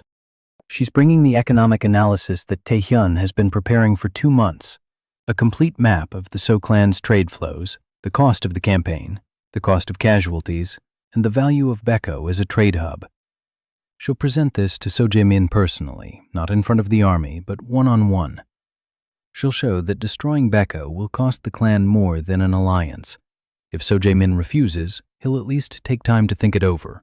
1 more day's delay. If he agrees, the war will end before a single battle is fought. Everyone was looking at him. Min-jae said that the 4th option wouldn't work. A military commander won't stop an army led by accounting issues. Taeyeon replied that So Jae-min isn't a military commander. He's a politician, a level 4 schemer. He thinks in terms of profit, not the sword. And he'd seen Baekho. He saw that the fortress was growing. He's not stupid. Eunhae said it was risky. What if So Jae-min took Soo-jin hostage? Taeyeon looked at Soo-jin. Soo-jin smiled wryly. She said she'd been detained 7 times across 6 clans. Every time, she escaped. That's her job. Taeyeon turned to Ha-eun. The most important part, the 5th part, he hadn't announced aloud. Ha-eun, communications. She'll be on the tower with signal fires. She'll coordinate all 4 units, relay orders, and receive reports. She's Taeyeon's eyes and ears. And Taeyeon himself would be in the command tower, not on the wall, not in battle. In the tower, with a map, with the system. He would see the entire battlefield, and he'll make decisions, every minute. The meeting ended. People began to leave. Eun-hye lingered. She said she didn't want to leave the fortress. She wanted to be close to him. Taehyun said that was exactly why she was leaving, because she was the only one he trusted with a mission on which everyone's lives depended. She was the only one who knew the So clan from the inside, who knew how they operated, where their weak spots were. Eun-hye looked at him. Then she nodded. She turned and walked away, her back straight. 10 days. Eun-hye left on the 6th. 12 veterans went with her. They vanished into the steppe like shadows. Soo-jin left on the 7th, alone, with a single cart, carrying a white flag, with a thick folder of documents on the table next to her. Na-yeon led the civilians away on the 8th, 600 people, women, children, the elderly. A long column made its way toward the eastern outposts.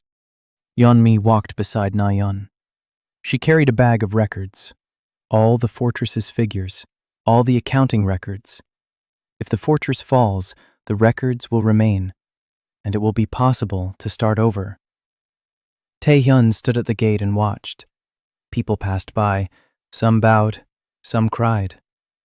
Old man Baek stood nearby. He hadn't left. Taehyun told him he didn't need to stay. Baek replied that his knee wouldn't make it to the eastern outpost, and that he had stood on these walls 50 years ago when he was young. He wanted to stand there one more time. Taehyun didn't. 600 people remained in the fortress. Of those, 70 were fit for combat. Min-jae with the veterans, Ji-ah with 50 archers, Baek with 20 militiamen, Moon with 10 builders repairing the wall. Soryeon and Min are in the infirmary. Ha-eun is on the tower. Taehyung is in the command tower, and another 500 people who refused to leave. Not soldiers, peasants, artisans, cooks, cleaners. They said this was their home. They won't leave. Taehyung gave each of them a task: to carry water to the walls, to hand out arrows, to bandage the wounded, to put out fires. Everyone is at their post. On the 9th day, the signal tower in the west lit up red. The enemy is coming. Taehyun climbed up to the command tower. Ha-eun was already standing by the signal fires. Ji-ah is on the wall. Min-jae is at the gate. Moon was by the wall with his tools. Soryeon was in the infirmary. Baek was in the northern section.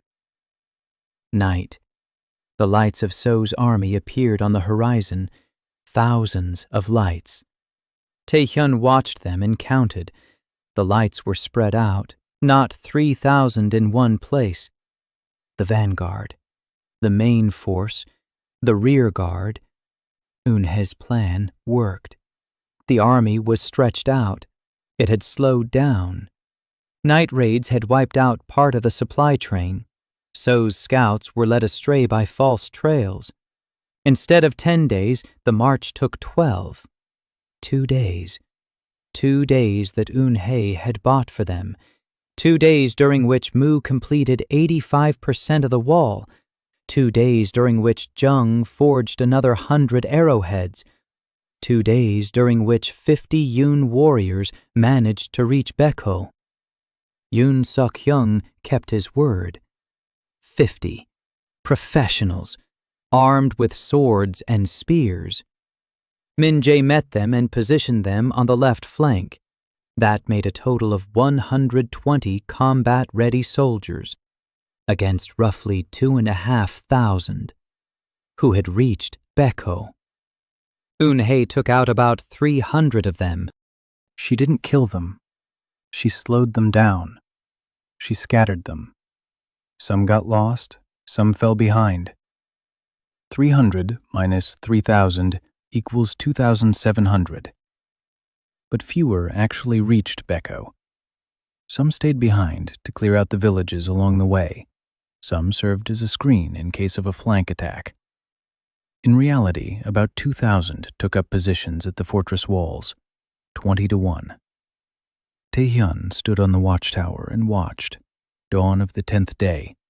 The So clan's army had set up camp on the western slope, banners bearing a red falcon, tents, supply wagons, cavalry on the flanks, infantry in the center. The engineering corps with battering rams and ladders. They hadn't come to plunder, they had come to destroy. The silence before the battle lasted 3 hours. Taehyun stood on the watchtower and waited. He knew that So Jae-min wouldn't strike immediately. He would watch, assess, count. Level 4 cunning. He's counting too. Around noon, a horseman broke away from the camp, alone, carrying a white flag. He rode up to the gates. He said that Commander So Jae-min was inviting Lord Baeko to negotiations, in his tent, one-on-one. Min-jae said no. A trap. Hoon-hae wasn't there to say the same thing. Jia silently raised her bow. Taehyun said he would go. Min-jae grabbed him by the shoulder. It was the first time he'd touched him. He said that if he were killed in the tent, the fortress would fall within an hour. Taehyun replied that if he didn't go, the fortress would fall in a day. So Jae-min is summoning him because Soo-jin had reached him. She showed him the numbers. He's thinking. A man who thinks is a man who can be persuaded. A man left to think alone is a man who will decide the old way. Min-jae let go of his shoulder. He said that if Taehyun didn't return in 2 hours, he would lead the men on a sortie. Not for rescue, for revenge. Taehyun nodded. He went downstairs. He walked out through the gate. Alone, unarmed. The field between the fortress and the camp was empty. The grass was trampled by thousands of feet. The ground was rutted by hooves. He walked across that field, counting his steps. 200, 300, 400. The camp's tents loomed ahead of him. Sentries watched from above. He felt hundreds of eyes on him, an unarmed boy walking across the field toward the enemy's tent. Either a fool or someone worth listening to. The commander's tent stood in the center of the camp. It was large, with a red falcon embroidered on the fabric. 2 guards stood at the entrance. They parted. Taehyun entered. So Jae-min was sitting at the table. The same man, the same cold eyes. Only now he was wearing armor. And next to him on the table lay documents, the very ones Soo-jin had brought, the economic analysis. Taehyun sat down across from him. So Jae-min spoke first. He said he'd read them. Interesting. The boy thinks that accounting will stop the army. Taehyun replied that accounting won't stop the army. Accounting will stop the clan leader. Because the army costs money. A campaign costs money. Casualties cost money. And a living Baeko is worth more than a dead Baeko. So Jae-min leaned back. He asked what exactly Lord Baeko wanted. Taehyun placed the scroll he'd brought with him on the table. He unrolled it. It was a map. His map. With trade routes, with resource flows, with prices. He began to speak. The So clan spends 12% of its annual income on logistics for Eastern trade. Caravans take the long southern route.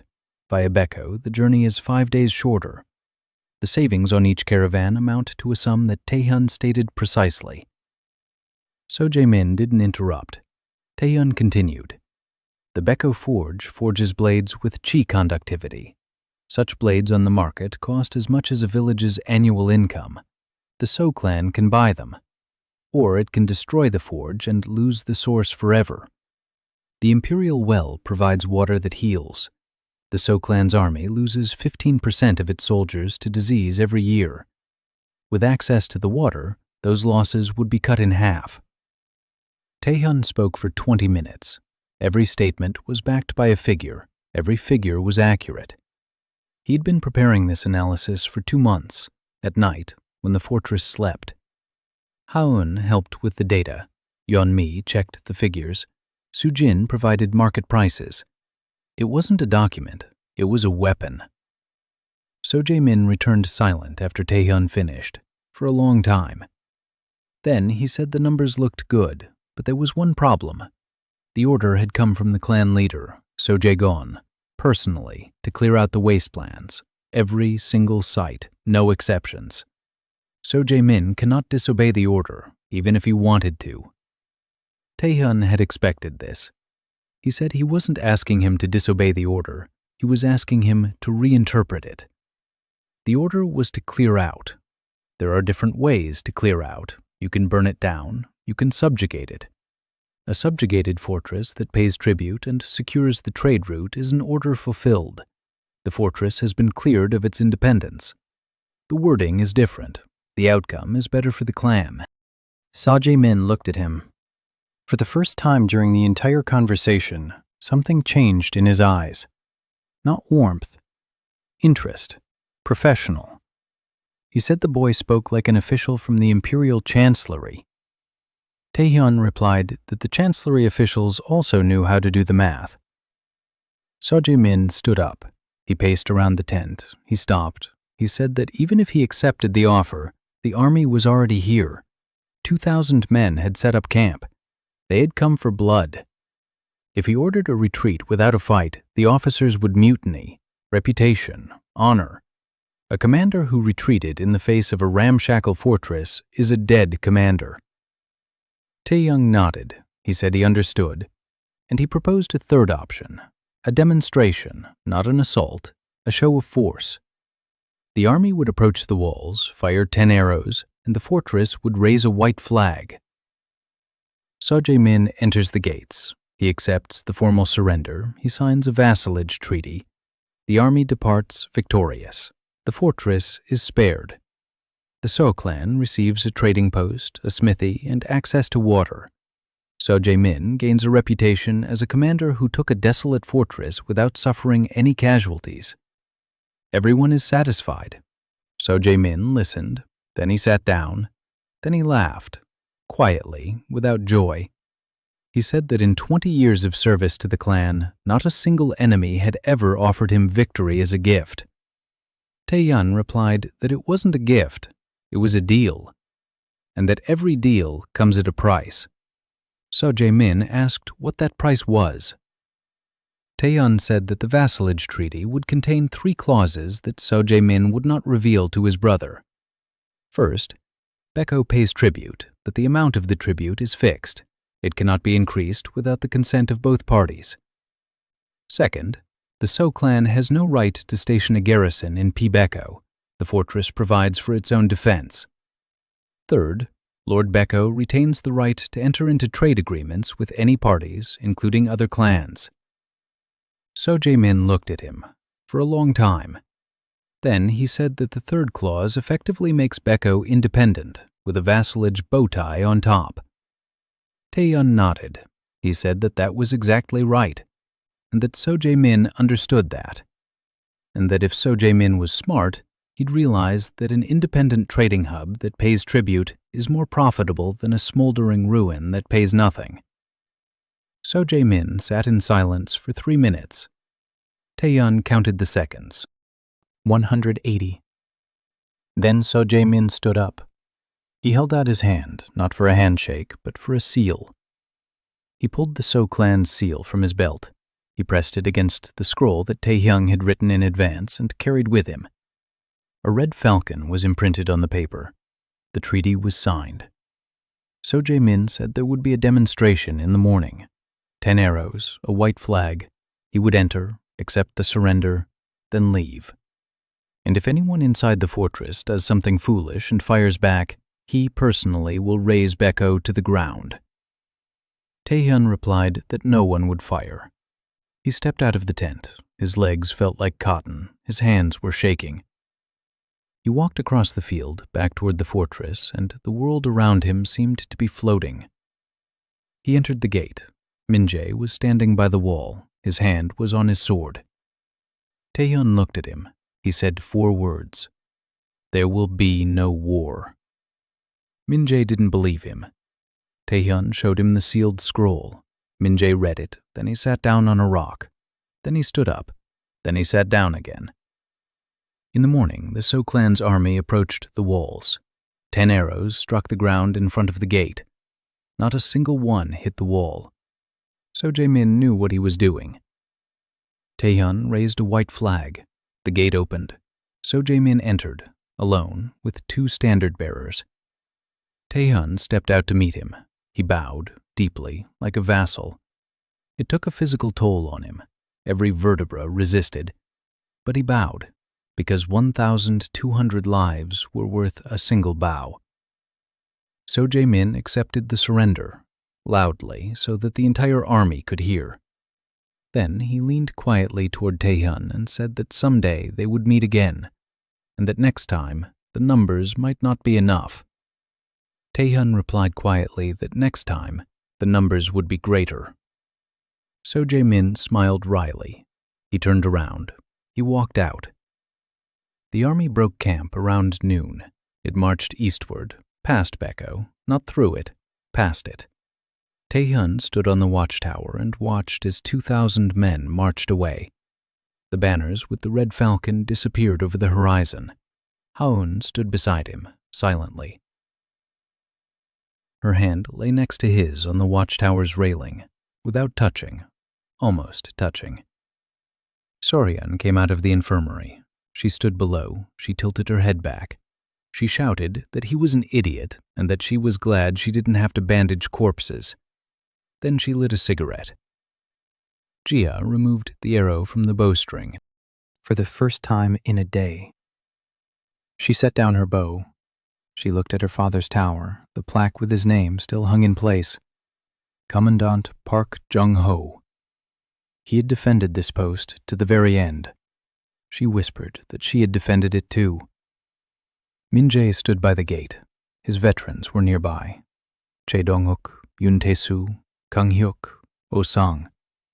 Their swords were sheathed. They hadn't been needed. And it was the greatest victory Min-jae had seen in 20 years of service. Moon sat by the wall, his hands covered in lime dust. He hadn't fought, he had built. And his wall had stood firm, not because of the blows, but because it was strong enough that the enemy didn't want to test it. Jung stood in the blacksmith's shop, a hammer in his hand. The forge was burning. He didn't stop working, not even when the army was at the walls. He forged, because this was his place, his calling, his life. By evening, Eun-hae returned. 12 veterans, all alive, battered, tired, but alive. She dismounted. She approached Taehyun. She looked at the fortress, at the walls, at the people. She said one word. "Hold." Taehyun nodded. Hold. Nayeon brought the civilians back the next day, 600 people. The children ran toward the gates. The elderly walked slowly. The women were crying. Yeon-mi walked in front carrying a sack of records. All the numbers were accounted for. Nothing was lost. Soo-jin arrived 2 days later. She brought new goods and news. On the way back, So Jae-min told the 3 caravan drivers that Baekho Fortress was now a vassal of the So clan, that it was safe there, that they could trade there, that there was water there that healed, and a blacksmith who forged the impossible. Soo-jin laughed. She said you couldn't have come up with better advertising. That evening, Taehyun gathered everyone, not in the council hall, in the courtyard. 1,200 people. He stood in the middle of the courtyard, not on a platform, but on the ground, and announced that the war was over, that Baekho had held firm, that no one had died, and that tomorrow would be a normal workday. The wall was 85% complete. We need to get it up to 100%. Harvest is in a month. We need to prepare the granaries. The blacksmith's shop is open. The pharmacy is open. The school is open. Trade is going on. Everyone knows their place. Everyone knows their task. He paused. Then he said that a year ago he had arrived here in a cart with his hands tied. The fortress was at 3%. 340 people. 1 goat, 14 knives. Today the fortress is at 85% capacity. 1,200 people. A blacksmith's shop, an apothecary, a school, 4 outposts, 2 trading partners, 1 military ally. The army that came to burn them down left after signing a trade agreement, not because he's a hero, not because of the system or magic or fate, because every person in this fortress took their place and did their part. Baek stood on the wall. Moon laid stones. Jung forged. Soryang treated the wounded. Jia shot. Haun kept track. Minjae taught. Yeonmi checked. Nayeon taught the children. Sujin traded. Eunhae defended. Everyone, every day. No days off, no vacations, no quarterly bonuses. He fell silent. 1,200 people stood in silence. Old man Baek stepped forward. The very same one, the one-eyed man with the cane. The one who had taken off his hat by the well a year ago. He dropped to one knee, slowly. His knee cracked, but he knelt. Behind him, Moon, silently, on one knee. Behind him, Jong. Ho, the apprentice. Han, the hunter. Cho, the carpenter. Old woman Ohm. Women, men, children, one after another. 1,200 people, on their knees. Before a young boy in a work shirt with calluses on his hands. Taehyun stood and watched. The system flashed, golden letters. Haedong's mandate activated. Full phase, host recognized. Title, First Administrator. He read it, closed the panel, looked at the people, at the walls, at the sky.